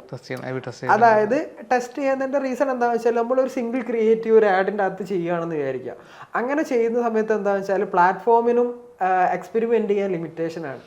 അതായത് ചിലപ്പോൾ നിങ്ങളെ ക്യാമ്പയിന് അല്ല ക്രിയേറ്റീവ് അത്ര വർക്കിംഗ് അല്ലാത്തൊരു ക്രിയേറ്റീവ് ആണെന്നുണ്ടെങ്കിൽ ആ ഒരു ക്രിയേറ്റീവ് വെച്ചിട്ട് തന്നെ ക്യാമ്പയിന് ടെസ്റ്റ് ചെയ്യേണ്ട ഒരു ഫേസ് ആണ് വരുന്നത്. അതേ സ്ഥാനത്ത് ഇപ്പം ഡിഫറെന്റ് ഒരു 3 അല്ലെങ്കിൽ 4 ഡിഫറെന്റ് രീതിയിൽ ആ ഒരു സംഭവം പറയുന്ന ഒരു ക്രിയേറ്റീവ് ചെയ്യുകയാണെന്നുണ്ടെങ്കിൽ അതിൽ ഏത് ക്രിയേറ്റീവ് ആണോ ബെറ്റർ ആയിട്ട് പെർഫോം ചെയ്യുന്നത് ആ ക്രിയേറ്റീവ് മറ്റേ ഓട്ടോമാറ്റിക്കലി കൂടുതലായിട്ട് പുഷ് ചെയ്യും. അങ്ങനെ പുഷ് ചെയ്യുന്ന സമയത്ത് നമുക്ക് ആ ഒരു വിന്നിങ് ക്രിയേറ്റീവ് കണ്ടുപിടിക്കാം. അത് എന്തുകൊണ്ട് വിൻ ചെയ്തു എന്ന് അനലൈസ് ചെയ്ത് കഴിഞ്ഞാൽ അതുപോലത്തെ സിമിലർ ക്രിയേറ്റ് ചെയ്ത് കഴിഞ്ഞാൽ നമുക്ക് ഭാവിയിലാണെങ്കിലും അത് വിൻ ചെയ്യാൻ ഹെൽപ്പ് ചെയ്യുന്ന കാര്യങ്ങളാണ്. ഓക്കെ നമുക്കിപ്പോൾ ക്രിയേറ്റീവ് ടാർഗറ്റിംഗ് പറഞ്ഞ പോലെ തന്നെയാണ് ലാൻഡിംഗ് പേജ് ഒപ്റ്റിമൈസേഷൻ. അതെ, അത് ഇപ്പം നമ്മളുടെ മെറ്റാ ആഡ്സിന്റെ കേസിൽ നമ്മളെ ക്യാമ്പയിൻ്റെ ഒരു 70% അല്ലെങ്കിൽ 80% സക്സസ് ക്രിയേറ്റീവ് പറയുകയാണെന്നുണ്ടെങ്കിൽ അതുപോലെ തന്നെ ഒരു ഫാക്ടറാണ് ഗൂഗിൾ ആഡ്സിന്റെ കേസിൽ ലാൻഡിംഗ് പേജ് എന്ന് പറയുന്നത്. ഇപ്പം ഞാൻ ഓഡിറ്റ് ചെയ്യുന്ന അല്ലെങ്കിൽ ഞാൻ കൺസൾട്ട് ചെയ്യുന്ന പല ക്ലയൻസ് ആണെന്നുണ്ടെങ്കിലും അല്ലെങ്കിൽ എനിക്ക് ചില സമയത്ത് എൻക്വയറീസ് വരുന്ന ക്ലയൻസ് ആണെന്നുണ്ടെങ്കിലും അവരുടെയൊക്കെ മെയിൻ പ്രശ്നം എന്ന് പറഞ്ഞിട്ടുണ്ടെങ്കിൽ തീരെ ഫോക്കസ്ഡ് ആയിരിക്കില്ല. ഇപ്പം ഫോർ എക്സാമ്പിൾ നമ്മളൊരു സർവീസ് ബേസ്ഡ് ആയിട്ടുള്ള ഒരു ക്ലയന്റ് ആണെന്ന് വിചാരിക്കാം. അപ്പം അങ്ങനത്തെ ഒരു ക്ലയന്റിന് നിങ്ങൾ മൾട്ടിപ്പിൾ പേജസ് ഉള്ള ഒരു വെബ്സൈറ്റിലേക്കാണ് പല ഗൂഗിൾ ആഡ്സും റൺ ചെയ്യുന്നത്. അപ്പം എന്താന്ന് വെച്ചിട്ടുണ്ടെങ്കിൽ മൾട്ടിപ്പിൾ പേജസ് അവിടെ വരുന്ന സമയത്ത് തന്നെ ഒബ്വിയസ്ലി നമുക്ക് റീഡയറക്റ്റ് ചെയ്യാനുള്ള മെന്റാലിറ്റി കൂടുതലായിരിക്കും. റീഡയറക്റ്റ് ചെയ്യാതെ ഇരിക്കുന്ന സമയത്ത് അല്ല റീഡയറക്റ്റ് ചെയ്തുകൊണ്ടിരിക്കുന്ന സമയത്ത് എന്താണെന്ന് വെച്ചാൽ അവിടെ ഒരാൾ വന്നിട്ട് നിങ്ങളെ ഗൂഗിൾ ആഡ്സ് എന്ന് പറയുന്ന സമയത്ത് ഒരു ക്ലിക്കിന് നിങ്ങൾ ഒരു കോസ്റ്റ് കൊടുത്തിട്ടാണ് അവരെ യൂസറിനെ വെബ്സൈറ്റിലേക്ക് കൊണ്ടുവരുന്നത്. അപ്പോൾ ആ സമയത്ത് അവർ ആക്ഷൻ എടുക്കാതെ പോയി കഴിഞ്ഞിട്ടുണ്ടെങ്കിൽ അത് ഭയങ്കര ഒരു ബുദ്ധിമുട്ടാണ്. അതിന് പകരം നിങ്ങൾ അതിന് ഫോർ എക്സാമ്പിൾ ഇപ്പോൾ നമുക്കൊരു ഡിജിറ്റൽ മാർക്കറ്റിംഗ് സർവീസ് ആണെങ്കിൽ അതിന് ഫോക്കസ്ഡ് ആയിട്ടുള്ള അല്ലെങ്കിൽ ഇപ്പോൾ ഡിജിറ്റൽ മാർക്കറ്റിംഗ് കോഴ്സ് ആണെന്നുണ്ടെങ്കിൽ അതിന് ഫോക്കസ്ഡ് ആയിട്ടുള്ള ഒരു സിംഗിൾ പേജ് ഒരു ലാൻഡിംഗ് പേജ് നമ്മൾ ക്രിയേറ്റ് ചെയ്യുക. ആ ലാൻഡിംഗ് പേജ് ക്രിയേറ്റ് ചെയ്യുന്നതിൽ തന്നെ ഇപ്പം ഈ പറഞ്ഞ പോലെ ടെസ്റ്റിമോണിയൽസ് ട്രസ്റ്റ് ബിൽഡ് ചെയ്യുന്ന അല്ലെങ്കിൽ ബ്രാൻഡ് അതോറിറ്റി ബിൽഡ് ചെയ്യുന്ന രീതിയിലുള്ള പല കാര്യങ്ങളും ഇംപ്ലിമെൻറ്റ് ചെയ്യുക. അതായത് ഇപ്പം നമ്മളുടെ റിവ്യൂസ് ആണെന്നുണ്ടെങ്കിലും അതുപോലെ തന്നെ ടെസ്റ്റിമോണിയൽസ് ആണെങ്കിലും അതേപോലെ നമ്മളെ സിലബസ് അതുപോലുള്ള കാര്യങ്ങളൊക്കെ ഇൻക്ലൂഡ് ചെയ്യുന്ന രീതിയിലുള്ള കാര്യങ്ങളും പിന്നെ ആ ലാൻഡിംഗ് പേജിന്റെ യൂസർ എക്സ്പീരിയൻസ് എന്ന് പറഞ്ഞിട്ടുണ്ടെങ്കിൽ one of the main factors ആണ്. അത് പല മീൻസ് ഇപ്പോൾ വെബ്സൈറ്റും കാര്യങ്ങളൊക്കെ ഓഡിറ്റ് ചെയ്യുന്ന സമയത്ത് വരുന്ന ഒരു സംഭവമാണ്. അതായത് ഒന്ന് മൊബൈൽ ഒപ്റ്റിമൈസ്ഡ് ആയിരിക്കില്ല, രണ്ടാമത് സ്പീഡ് ഉണ്ടാവില്ല. ഇതൊക്കെ ആക്ച്വലി നിങ്ങളെ ഗൂഗിൾ ആഡ്സിൽ നിങ്ങൾ ആഡ് വിൻ ചെയ്യുന്നതാണെന്നുണ്ടെങ്കിലും അല്ലെങ്കിൽ നിങ്ങളെ ക്യാമ്പയിൻ്റെ സക്സസിനൊക്കെ ആണെന്നുണ്ടെങ്കിലും എഫക്റ്റ് ചെയ്യുന്ന ഒരു കാര്യമാണ്. അതുപോലെ തന്നെ നമ്മൾ ഗൂഗിൾ ആഡ്സിൽ ഹെഡ്ലൈൻസ് ആയിട്ടും ആഡ് കോപ്പീസ് ആയിട്ടും യൂസ് ചെയ്യുന്ന കാര്യങ്ങൾ നമ്മളെ ലാൻഡിംഗ് പേജിൽ ഉണ്ടെങ്കിൽ നമ്മളെ ആഡിന്റെ റെലവൻസ് അത്രത്തോളം കൂടും. ആഡിന്റെ റെലവൻസും പിന്നെ ആഡിന്റെ പൊസിഷനും ഇൻക്രീസ് ആവുന്നതിനനുസരിച്ച് നമ്മളുടെ ക്വാളിറ്റി സ്കോർ ഇൻക്രീസ് ആവും. നമ്മളെ ക്വാളിറ്റി സ്കോർ ഇൻക്രീസ് ആവുന്നതിനനുസരിച്ച് എന്താണെന്ന് വെച്ചാൽ നമുക്ക് കിട്ടുന്ന CPC അതായത് കോസ്റ്റ് പെർ ക്ലിക്കിൽ നല്ല രീതിയിലുള്ള ചേഞ്ച് വരും. അപ്പോൾ നമുക്കൊരു 80 റുപ്പീസിനും 90 റുപ്പീസിനും കിട്ടുന്ന ഒരു ഇതാണെന്നുണ്ടെങ്കിൽ അവിടെ നമ്മൾക്ക് ക്വാളിറ്റി സ്കോർ ഇൻക്രീസ് ചെയ്യാൻ പറ്റിയിട്ടുണ്ട്. ആ സെയിം ക്ലിക്ക് ചിലപ്പോൾ നമുക്ക് 50 റുപ്പീസിനോ 60 റുപ്പീസിനോ കിട്ടും. അപ്പോൾ ഒരു ക്ലിക്കിൽ തന്നെ നമുക്ക് അത്രയും ഡിഫറൻസ് മനസ്സിലാവും. അപ്പം നമ്മൾ എന്താന്ന് വെച്ചിട്ടുണ്ടെങ്കിൽ ക്രിയേറ്റീവ് ടെസ്റ്റ് ചെയ്യുന്ന പോലെ തന്നെ ടെസ്റ്റ് ചെയ്യേണ്ട ഒരു കാര്യമാണ് ലാൻഡിംഗ് പേജ് എന്ന് പറയുന്നത്. ലാൻഡിംഗ് പേജ് പൊതുവെ ആൾക്കാർ തീരെ ലാൻഡിംഗ് പേജ് അതായത് ഇപ്പം ഓൾറെഡി വെബ്സൈറ്റ് ഉണ്ടല്ലോ പിന്നെ എന്തിനാണ് നമുക്കൊരു ലാൻഡിംഗ് പേജ് എന്നുള്ള രീതിയിലാണ് പല ബിസിനസ് ഓണേഴ്സ് ആണെങ്കിലും അല്ലെങ്കിൽ ആൾക്കാർ പറയാറുള്ളത്. അപ്പം ഈ മലയാളത്തിന്റെ കേസ് ആണെന്നുണ്ടെങ്കിലും നമ്മൾ അത് ടെസ്റ്റ് ചെയ്യണം. അതായത് ഇപ്പം ഫോർ എക്സാമ്പിൾ പറയുകയാണെന്നുണ്ടെങ്കിൽ നമ്മൾ എപ്പോഴും ഒരു മലയാളം ലാൻഡിംഗ് പേജും അല്ലെ ലാൻഡിംഗ് പേജിൽ തന്നെ മൾട്ടിപ്പിൾ വേർഷൻസ് ടെസ്റ്റ് ചെയ്യണം. ഡിഫറെന്റ് ഡിസൈൻസ് വെച്ചിട്ടാണെങ്കിലും അല്ലെങ്കിൽ ആ ഒരു അവിടെ നമ്മളെ വെച്ചിട്ടുള്ള കാര്യങ്ങളൊക്കെ വെച്ചിട്ടാണെങ്കിലും ഇപ്പോൾ കളേഴ്സ് ആണെങ്കിലും അല്ലെങ്കിൽ അവിടെ വെച്ചിട്ടുള്ള എലമെന്റ്സ് ഒക്കെ ആണെങ്കിൽ ഡിഫറെന്റ് കാര്യങ്ങൾ ടെസ്റ്റ് ചെയ്യുന്നതിനനുസരിച്ച് അവിടെ നമുക്ക് അവിടെ ഡിഫറെന്റ് ഇത് നമുക്ക് കൈൻഡ് ഓഫ് ഇപ്പം മെറ്റാഡ്സിന്റെ കേസിൽ ആബി ടെസ്റ്റിംഗ് പറയുന്ന പോലെ തന്നെ ആ ഒരു രീതിയിലൊക്കെ നമുക്ക് ടെസ്റ്റ് ചെയ്യാൻ പറ്റും. അപ്പം അതിൽ ഏതാണോ നമുക്ക് ബെറ്റർ റിസൾട്ട് കൊണ്ടുവരുന്നത് പറഞ്ഞിട്ടുണ്ട്. ഈവൻ നമ്മളവിടെ യൂസ് ചെയ്യുന്ന URL നമുക്ക് ഒരു കീവേഡ് ഒപ്റ്റിമൈസ്ഡ് ആയിട്ടുള്ള കാര്യങ്ങളാണ് കൊടുക്കുന്നത് വെച്ചിട്ടുണ്ടെങ്കിൽ നമ്മളെ റെലവൻസ് കൂടും. അപ്പോൾ അതൊക്കെ ഒരു ഫാക്ടർ ആയിട്ടാണ് വരുന്നത്. അപ്പം ഈ കാര്യങ്ങളൊന്നും പല ആൾക്കാരും, അതായത് ഇപ്പം പല ഗൂഗിൾ ആഡ്സ് ക്യാമ്പയിൻസും ഫെയിൽ ആവുന്നതിൻ്റെ വൺ ഓഫ് ദി മെയിൻ റീസണും ഇതൊക്കെ തന്നെയാണ്. അപ്പം ചില ബ്രാൻഡ്സിന് ഇപ്പോൾ എന്ന് പറയുകയാണെന്നുണ്ടെങ്കിൽ ഫോർ എക്സാമ്പിൾ എഡ്യൂക്കേഷൻ റിലേറ്റഡ് ആയിട്ടുള്ള ബ്രാൻഡ്സിനൊക്കെ നമുക്ക് മലയാളം എന്ന് പറഞ്ഞിട്ടുള്ള ലാൻഡിംഗ് പേജ് ഭയങ്കരമായിട്ട് എഫക്റ്റീവ് ആവുന്ന ഒരു സംഭവമാണ്. അതായത് ഫോർ എക്സാമ്പിൾ നിങ്ങളൊരു യൂട്യൂബ് ആഡിന്ന് ഒരു ലാൻഡിംഗ് പേജിലേക്ക് റീഡയറക്റ്റ് ചെയ്യുകയാണെന്ന് വിചാരിക്കുക. അത് ഇപ്പം ഒരു MBBS പോലത്തെയോ അല്ലെങ്കിൽ എന്തെങ്കിലും ചില സ്റ്റഡി അബ്രോഡ് റിലേറ്റഡ് ആയിട്ടുള്ള ഒരു ബ്രാൻഡും കാര്യങ്ങളൊക്കെ ആണെന്നുണ്ടെങ്കിൽ ഇതിൻ്റെ ഒരു ഡിസിഷൻ മേക്കേഴ്സ് ആവുന്നത് പല സമയത്തും സ്റ്റുഡൻസിനെക്കാട്ടും പാരൻസ് ആയിരിക്കും. അപ്പോൾ നമ്മളൊരു ഇംഗ്ലീഷ് റിലേറ്റഡ് ആയിട്ടുള്ള ഒരു ലാൻഡിംഗ് പേജിലേക്ക് ചിലപ്പോൾ അവർ റീഡയറക്റ്റ് ചെയ്താൽ ചിലപ്പോൾ അവിടെ അത്ര ഒരു ആക്ഷൻ ഉണ്ടാവണമെന്നില്ല. അതേ സ്ഥാനത്ത് നമ്മൾ ഫോക്കസ്ഡ് ആയിട്ട് അല്ലെങ്കിൽ ഒരു മീൻസ് അവർക്കും കൂടി കൺവിൻസ് ആവുന്ന രീതിയിലുള്ള ഒരു മലയാളം ലാൻഡിംഗ് പേജ് ചെയ്യുന്ന സമയത്ത് അവിടെ നമുക്ക് ഒരു, അതായത് ലാൻഡിംഗ് പേജിലേക്ക് ചെയ്യുന്ന സമയത്ത് എപ്പോഴും ഗൂഗിൾ തന്നെ പറയുന്നത് വെച്ചിട്ടുണ്ടെങ്കിൽ മറ്റതിനെക്കാട്ടും, അതായത് ഇപ്പോൾ വെബ്സൈറ്റിലേക്ക് റീഡയറക്റ്റ് ചെയ്യുന്നതിനെക്കാട്ടും ഒരു 40 to 50% ഇൻക്രീസ് ഇൻ കൺവേർഷൻസ് ഉണ്ട്. ഡെഫിനറ്റ്ലി കൺവേർഷൻസ് ഉണ്ട്. കൺവേർഷൻസ് കൂടുന്നതിനനുസരിച്ച് ഗൂഗിളിന്റെ പ്ലാറ്റ്ഫോമിന് അവിടെ ബെറ്റർ ലേണിംഗ് കിട്ടുന്നുണ്ട്. ലേണിംഗ് കൂടുന്നതിനനുസരിച്ച് എന്താ നമ്മളെ ക്യാമ്പയിന് ബെറ്റർ ആയിട്ട് ഒപ്റ്റിമൈസ് ആവും. അപ്പൊ നമുക്ക് ലീഡ് കോസ്റ്റ് കുറയ്ക്കാൻ പറ്റും. അതുപോലെ തന്നെയാണ് ഈവൻ ഇപ്പം ഒരാൾ വന്നിട്ട് അവിടെ നിന്ന് ആക്ഷൻ എടുക്കാണ്ട് പോവുകയാണെന്നുണ്ടെങ്കിലും നമുക്ക് അവരെ റീമാർക്കറ്റ് ചെയ്യാനുള്ള ഒരു ഓപ്ഷൻ ഉണ്ട്. അപ്പം അതിന് വേണ്ടിയിട്ട് നമുക്ക് ഉള്ള ഒരു ഓപ്ഷൻസ്. അപ്പം റീമാർക്കറ്റിംഗ് ഒക്കെ പൊതുവെ നമ്മളെ കേരളത്തിൽ കൺസിഡർ ചെയ്ത് കൊടുക്കത്തോളം തീരെ കാണാത്ത ഒരു ഇതാണ്. അതായത് ഫോർ എക്സാമ്പിൾ ഈ ഫ്ലിപ്കാർട്ട്, ആമസോൺ ഒക്കെ ചെയ്യുന്ന ഒരു കൈൻഡ് ഓഫ് മാർക്കറ്റിംഗ് കണ്ടിട്ടുണ്ടോ? അതായത് ഇപ്പം നമ്മൾ ഒരു പ്രൊഡക്റ്റ് നമ്മളിപ്പം ഇത് ചെയ്യുകയാണെന്ന് വിചാരിക്കുക, അതായത് ഇപ്പം ആഡ് ടു കാർട്ട് ചെയ്യുകയാണ്, മനസ്സിലായി. അപ്പോൾ നമ്മളൊരു പ്രൊഡക്റ്റ് ആഡ് ടു കാർട്ട് ചെയ്യുകയാണെന്നുണ്ടെങ്കിൽ ഫ്ലിപ്കാർട്ടിൽ നെക്സ്റ്റ് ഡേ തന്നെ ആഡ് ടു കാർട്ട് ചെയ്ത ഒരു ഓഡിയൻസ് അവിടെ ക്രിയേറ്റ് ചെയ്തിട്ട് അവർ നെക്സ്റ്റ് ഡേ തന്നെ something you left on the കാർട്ടെന്നോ അല്ലെങ്കിൽ അങ്ങനത്തെ എന്തെങ്കിലും പറഞ്ഞിട്ട് നിങ്ങൾക്ക് ആ ഒരു പ്രൊഡക്റ്റിന്റെ ഇത് വരും, ആഡ്സ് വരും. ചോദിച്ചപ്പോൾ പല ബിസിനസ് ഓണേഴ്സിനും ഡൗട്ട് ഉണ്ട്. ഈ കോം നടത്തുന്ന മൾട്ടിപ്പിൾ പ്രൊഡക്റ്റ് ഉണ്ടാവും. ഒരു സിംഗിൾ പ്രൊഡക്റ്റ് ക്ലിക്ക് ചെയ്ത ആളെ തന്നെ ആ പ്രൊഡക്റ്റിനെ തന്നെ നമുക്ക് റീമാർക്കറ്റ് ചെയ്യാൻ പറ്റും. അതാണ് ഞാൻ ഇപ്പോൾ പറഞ്ഞത്. ഇതിപ്പം ഞാനിപ്പം ഫോർ എക്സാമ്പിൾ ഒരു iPhone 16 എന്ന് പറഞ്ഞിട്ടുള്ള ഒരു പ്രൊഡക്റ്റ് നോക്കി. ആ പ്രൊഡക്റ്റ് നോക്കിയ സമയത്ത് ഇപ്പം ഞാൻ ആ പ്രൊഡക്റ്റ് ആഡ് ടു കാർട്ടിലേക്ക് ഇട്ടു. ആഡ് ടു കാർട്ടിലേക്ക് ഇട്ട് നമുക്ക് വേണമെന്നുണ്ടെങ്കിൽ ഒരു 7 to 10 days ആ സെയിം പ്രൊഡക്റ്റിന് തന്നെ എന്ത് ചെയ്യാം, ഐഫോണിനെ സംബന്ധിച്ചിടത്തോളം അത് സാധാ ഉള്ളതിനെക്കാട്ടോ അല്ലെങ്കിൽ ഐഫോണിനെ സംബന്ധിച്ചിടത്തോളം വേണമെന്നുണ്ടെങ്കിൽ നമുക്കൊരു 30 days എടുക്കാം. കാരണം കുറച്ച് ഒരു എന്താ പറയുക എക്സ്പെൻസീവ് ആയിട്ടുള്ള ഒരു പ്രൊഡക്റ്റാണ്. അപ്പം പെട്ടെന്ന് ഡിസിഷൻ മേക്ക് ചെയ്ത് നാളെ തന്നെ പർച്ചേസ് ചെയ്തോളണമെന്നില്ല. അപ്പോൾ ആ ഒരു കേസിൽ വേണമെന്നുണ്ടെങ്കിൽ നമുക്കൊരു 30 days എടുത്തിട്ട് അവരെ കണ്ടിന്യൂസ് ആയിട്ട് റീമാർക്കറ്റ് ചെയ്യുക. ആ ടൈം പീരീഡിൽ റീമാർക്കറ്റ് ചെയ്തിട്ട് പിന്നെ നമുക്ക് വേറൊരു ഓഡിയൻസ് കൂടി ക്രിയേറ്റ് ചെയ്യാം. ഫോർ എക്സാമ്പിൾ പറയുകയാണെന്നുണ്ടെങ്കിൽ 60 daysന്റെ ലാസ്റ്റ് 60 daysന്റെ ഓഡിയൻസിനെ ക്രിയേറ്റ് ചെയ്യാം. ആ 60 daysന്റെ ഓഡിയൻസിൽ നിന്ന് ഈ പറഞ്ഞ 30 daysലെ ഓഡിയൻസിനെ എക്സ്ക്ലൂഡ് ചെയ്യാം. മനസ്സിലായി? അപ്പം ഈ 31st day ഈ പ്രൊഡക്റ്റ് ആഡ് ടു കാർട്ട് ചെയ്ത ആള് കാണുന്ന ഒരു ഓഫർ എന്ന് പറഞ്ഞിട്ടുണ്ടെങ്കിൽ ഒന്നുകിൽ ആ പ്രൊഡക്റ്റിന് ഒരു 10% ഓഫോ അല്ലെങ്കിൽ അങ്ങനത്തെ ഒരു ഇതായിരിക്കും. ഇപ്പം ഫോർ എക്സാമ്പിൾ നമ്മൾ ആമസോണിലും ഫ്ലിപ്കാർട്ടിലും ഒക്കെ ഒരു പ്രൊഡക്റ്റ് നമ്മൾ ചെയ്ത സമയത്ത് 7 days നിങ്ങൾ ആഡ് ടു കാർട്ടിലേക്ക് correct something you left in your കാർട്ടെന്നോ അല്ലെങ്കിൽ ആ ഒരു രീതിയിലുള്ള ഒരു കൈൻഡ് ഓഫ് മാർക്കറ്റിംഗ് ആണ് അവർ ചെയ്യുക. എന്നിട്ടും നമ്മൾ അത് പർച്ചേസ് ചെയ്തിട്ടില്ലെങ്കിൽ അവർ ഒന്നുകൂടി അത് പുഷ് ചെയ്യും. അതായത് അതിനിപ്പോൾ 10% 20% കുറഞ്ഞാലും കുഴപ്പമില്ല, അവർ ആ പ്രൊഡക്റ്റ് പർച്ചേസ് ചെയ്യാൻ നമുക്ക് വേണമെന്നുണ്ടെങ്കിൽ ഒരു 10% ഡിസ്കൗണ്ട് തരും. അതെ, ഡിസ്കൗണ്ട് തരും. ആ ഡിസ്കൗണ്ട് തരുന്ന ഒരു ഓപ്ഷൻ എങ്ങനെയാണ് വർക്ക് ചെയ്യുന്നത് വെച്ചാൽ അവർ 14 daysലെ ഇതവിടെ ക്രിയേറ്റ് ചെയ്യും, ഓഡിയൻസിനെ അവിടെ ക്രിയേറ്റ് ചെയ്യും. 14 ഡേയ്സിൽ ഓഡിയൻസിനെ ക്രിയേറ്റ് ചെയ്തിട്ട് ഈ 7 ഡേയ്സ് അവിടെ എക്സ്ക്ലൂഡ് ചെയ്യും. അങ്ങനത്തെ കേസിൽ എന്താ വെച്ചാൽ 8ാമത്തെ ദിവസം മാത്രമാണ് ഈ ഒരാൾ ഈ 10% ഓഫർ കാണുള്ളൂ. അതിന്റെ മുന്നേ പർച്ചേസ് ചെയ്യുകയാണെങ്കിൽ പർച്ചേസ് ചെയ്തോട്ടെ. 8th ഡേ മുതൽ 10% to 8th day to 14 days മുതൽ 10%ഓ 20%ഓ ഓഫർ അങ്ങനെ ഒക്കെ നിങ്ങൾ കാണാനുള്ളൊരു ഇതുണ്ടാവും. അപ്പം ആ ഒരു രീതിയിൽ, അതായത് ഇത്രയും എഫക്റ്റീവ് ആയിട്ട് നമുക്ക് ചെയ്യാൻ പറ്റും. അതായത് ഇത് ഞാൻ ജസ്റ്റ് ഒരു എക്സാമ്പിൾ ആണ് ഞാനോട് പറയുന്നത്. അപ്പോൾ നമുക്ക് ഭയങ്കര എഫക്റ്റീവായിട്ട് ഈ കാര്യങ്ങൾ ചെയ്യാൻ പറ്റും. അത് ഇ കോമേഴ്സിന്റെ കേസിലാണെങ്കിലും മറ്റേ സർവീസ് ബേസ്ഡ് ആയിട്ട് കേസിലാണെങ്കിലും ഏതൊരു നിഷിലും നമുക്ക് ഭയങ്കര എഫക്റ്റീവായിട്ട് ചെയ്യാൻ പറ്റും.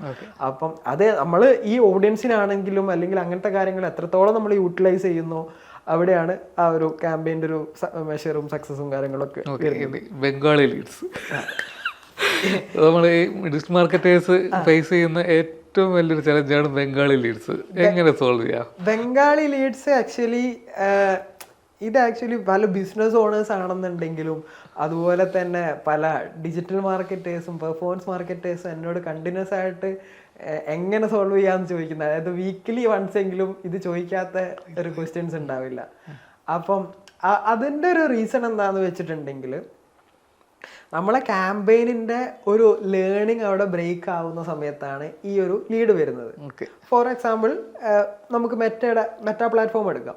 മെറ്റാ പ്ലാറ്റ്ഫോമിൻ്റെ ഒരു എടുത്തോളം പ്ലാറ്റ്ഫോം എപ്പോഴും നിങ്ങൾക്ക് ഏറ്റവും ലോ കോസ്റ്റിൽ മാക്സിമം റിസൾട്ട് തരാന്നുള്ള ഒരു ഒബ്ജക്റ്റീവാണ് അവിടെ വർക്ക് ചെയ്യുന്നത്. അപ്പം എന്താണെന്ന് വെച്ചിട്ടുണ്ടെങ്കിൽ ഞാൻ ഒരു ക്യാമ്പയിൻ പബ്ലിഷ് ചെയ്തു. ക്യാമ്പയിൻ പബ്ലിഷ് ചെയ്യുന്ന സമയത്ത് ഡിഫറെൻറ്റ് പ്ലേസ്മെൻറ്റിലായിട്ടും ഡിഫറെൻറ്റ് ഓഡിയൻസിലായിട്ടും ക്യാമ്പയിൻ ടെസ്റ്റ് ചെയ്യും. ആ ടെസ്റ്റ് ചെയ്യുന്ന സമയത്ത് ഈ പറഞ്ഞ ബംഗാളി ലീഡ്സിൽ ആരെങ്കിലും ഒരാൾ സബ്മിറ്റ് ചെയ്തെന്ന് വിചാരിക്കുക. സബ്മിറ്റ് ചെയ്ത സമയത്ത് പ്ലാറ്റ്ഫോം ഓട്ടോമാറ്റിക്കലി ആ ബിഹേവിയർ അനലൈസ് ചെയ്യും.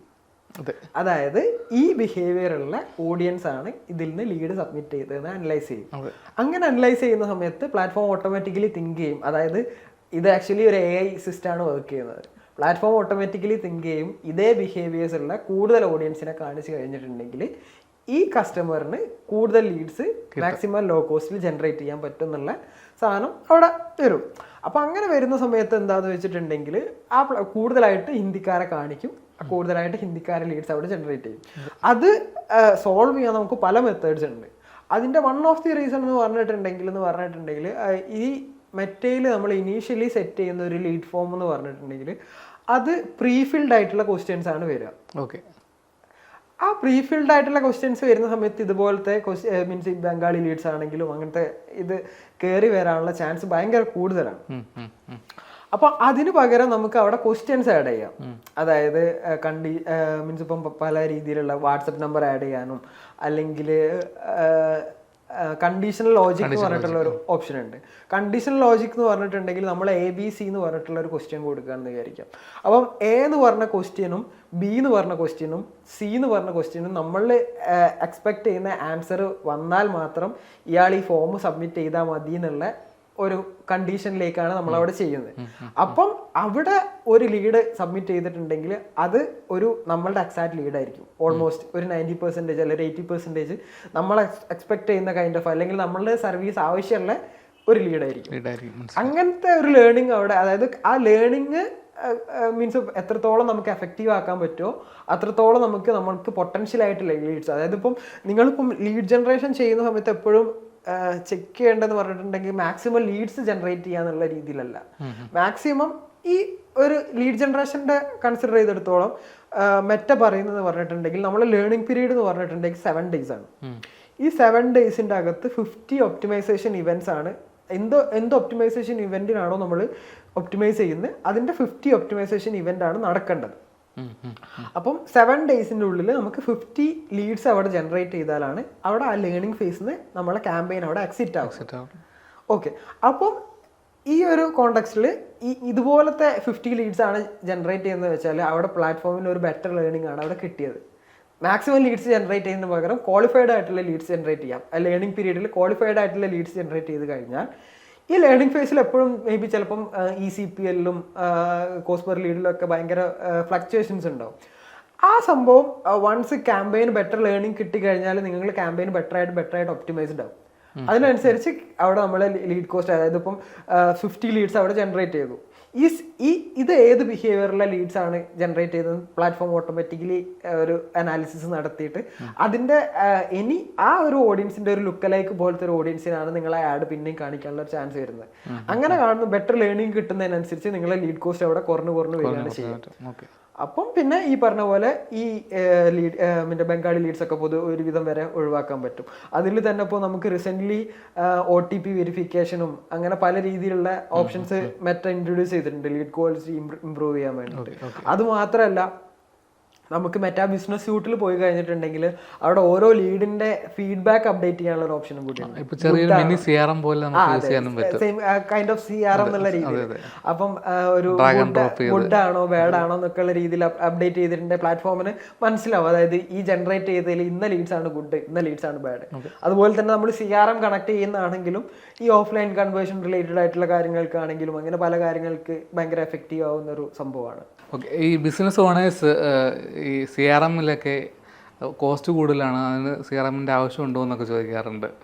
അപ്പോൾ അവർക്ക് പറയാനുള്ളത് എന്താണ്? അതെന്താണെന്ന് വെച്ചിട്ടുണ്ടെങ്കിൽ പല ബിസിനസ് ഓണേഴ്സും മനസ്സിലാക്കാത്തൊരു കാര്യം എന്താണെന്ന് വെച്ചാൽ CRMൽ നമ്മളെ സെയിൽസിൽ എത്രത്തോളം ഇമ്പോർട്ടൻസ് കൊണ്ടുവരാൻ പറ്റും എന്നുള്ളൊരു കാര്യങ്ങൾ മനസ്സിലാക്കാതെയാണ് അവർ ഈ പറയുന്നത്. കാരണം വെച്ചാൽ ഫോർ എക്സാമ്പിൾ പറയുകയാണെന്നുണ്ടെങ്കിൽ CRMും കൂടി ഒരു ഫാക്ടറാണ് നമ്മളെ ഒരു ബ്രാൻഡിൻ്റെ സക്സസ് ആക്കുന്നതിൽ ഒരു ഫാക്ടർ, ഒരു വൺ ഓഫ് ദി മേജർ ഫാക്ടറാണ് CRMൻ്റെ ഒരു കോണ്ടെക്സ്റ്റിൽ. ഫോർ എക്സാമ്പിൾ ഒരു ലീഡ് ജനറേഷൻ്റെ ഒരു പെർസ്പെക്റ്റീവ് ആണെന്ന് എടുക്കാമെന്ന് വിചാരിക്കാം. രാവിലെ തന്നെ ഞാനൊരു ലീഡ് ഫോം സബ്മിറ്റ് ചെയ്യുന്ന സമയത്ത് പ്ലാറ്റ്ഫോമിന് അനലൈസ് ചെയ്യാൻ പറ്റും, അതായത് ഞാൻ ഈ ഒരു സർവീസ് അല്ലെങ്കിൽ ഈ ഒരു നിഷിൽ എനിക്ക് ഇൻട്രസ്റ്റ് ഉള്ള ഒരാളാണെന്ന് പ്ലാറ്റ്ഫോം അനലൈസ് ചെയ്യും. അങ്ങനെ അനലൈസ് ചെയ്യുന്ന സമയത്ത് എന്താണെന്ന് വെച്ചിട്ടുണ്ടെങ്കിൽ ഞാൻ ആ ലീഡ് സബ്മിഷൻ കഴിഞ്ഞ് ഒരു 1 hour അല്ലെങ്കിൽ 2 hourനുള്ളിൽ തന്നെ പ്ലാറ്റ്ഫോം നമ്മളുടെ കോമ്പറ്റീറ്റേഴ്സിൻ്റെ ആഡ്സും എന്നെ ഷോ ചെയ്യാൻ തുടങ്ങും.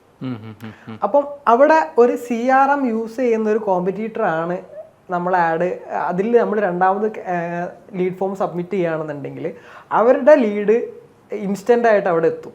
അതെ, നമ്മൾ ഈ ലീഡ്സ് എടുത്ത് കൊടുക്കുക എന്ന് പറഞ്ഞിട്ടുണ്ട്. CRM യൂസ് ചെയ്യാത്തൊരു ബ്രാൻഡ് ആണെന്നുണ്ടെങ്കിൽ ഈ ലീഡ്സ് എടുത്ത് കൊടുക്കുക നെക്സ്റ്റ് ഡേ മോർണിംഗ് ആയിരിക്കും. അപ്പോഴത്തേക്ക് ആ ലീഡ് ചിലപ്പോൾ അവിടെ കൺവേർഷനോ അല്ലെങ്കിൽ ക്ലോസിങ് നടത്തിയിട്ടുണ്ടാവും.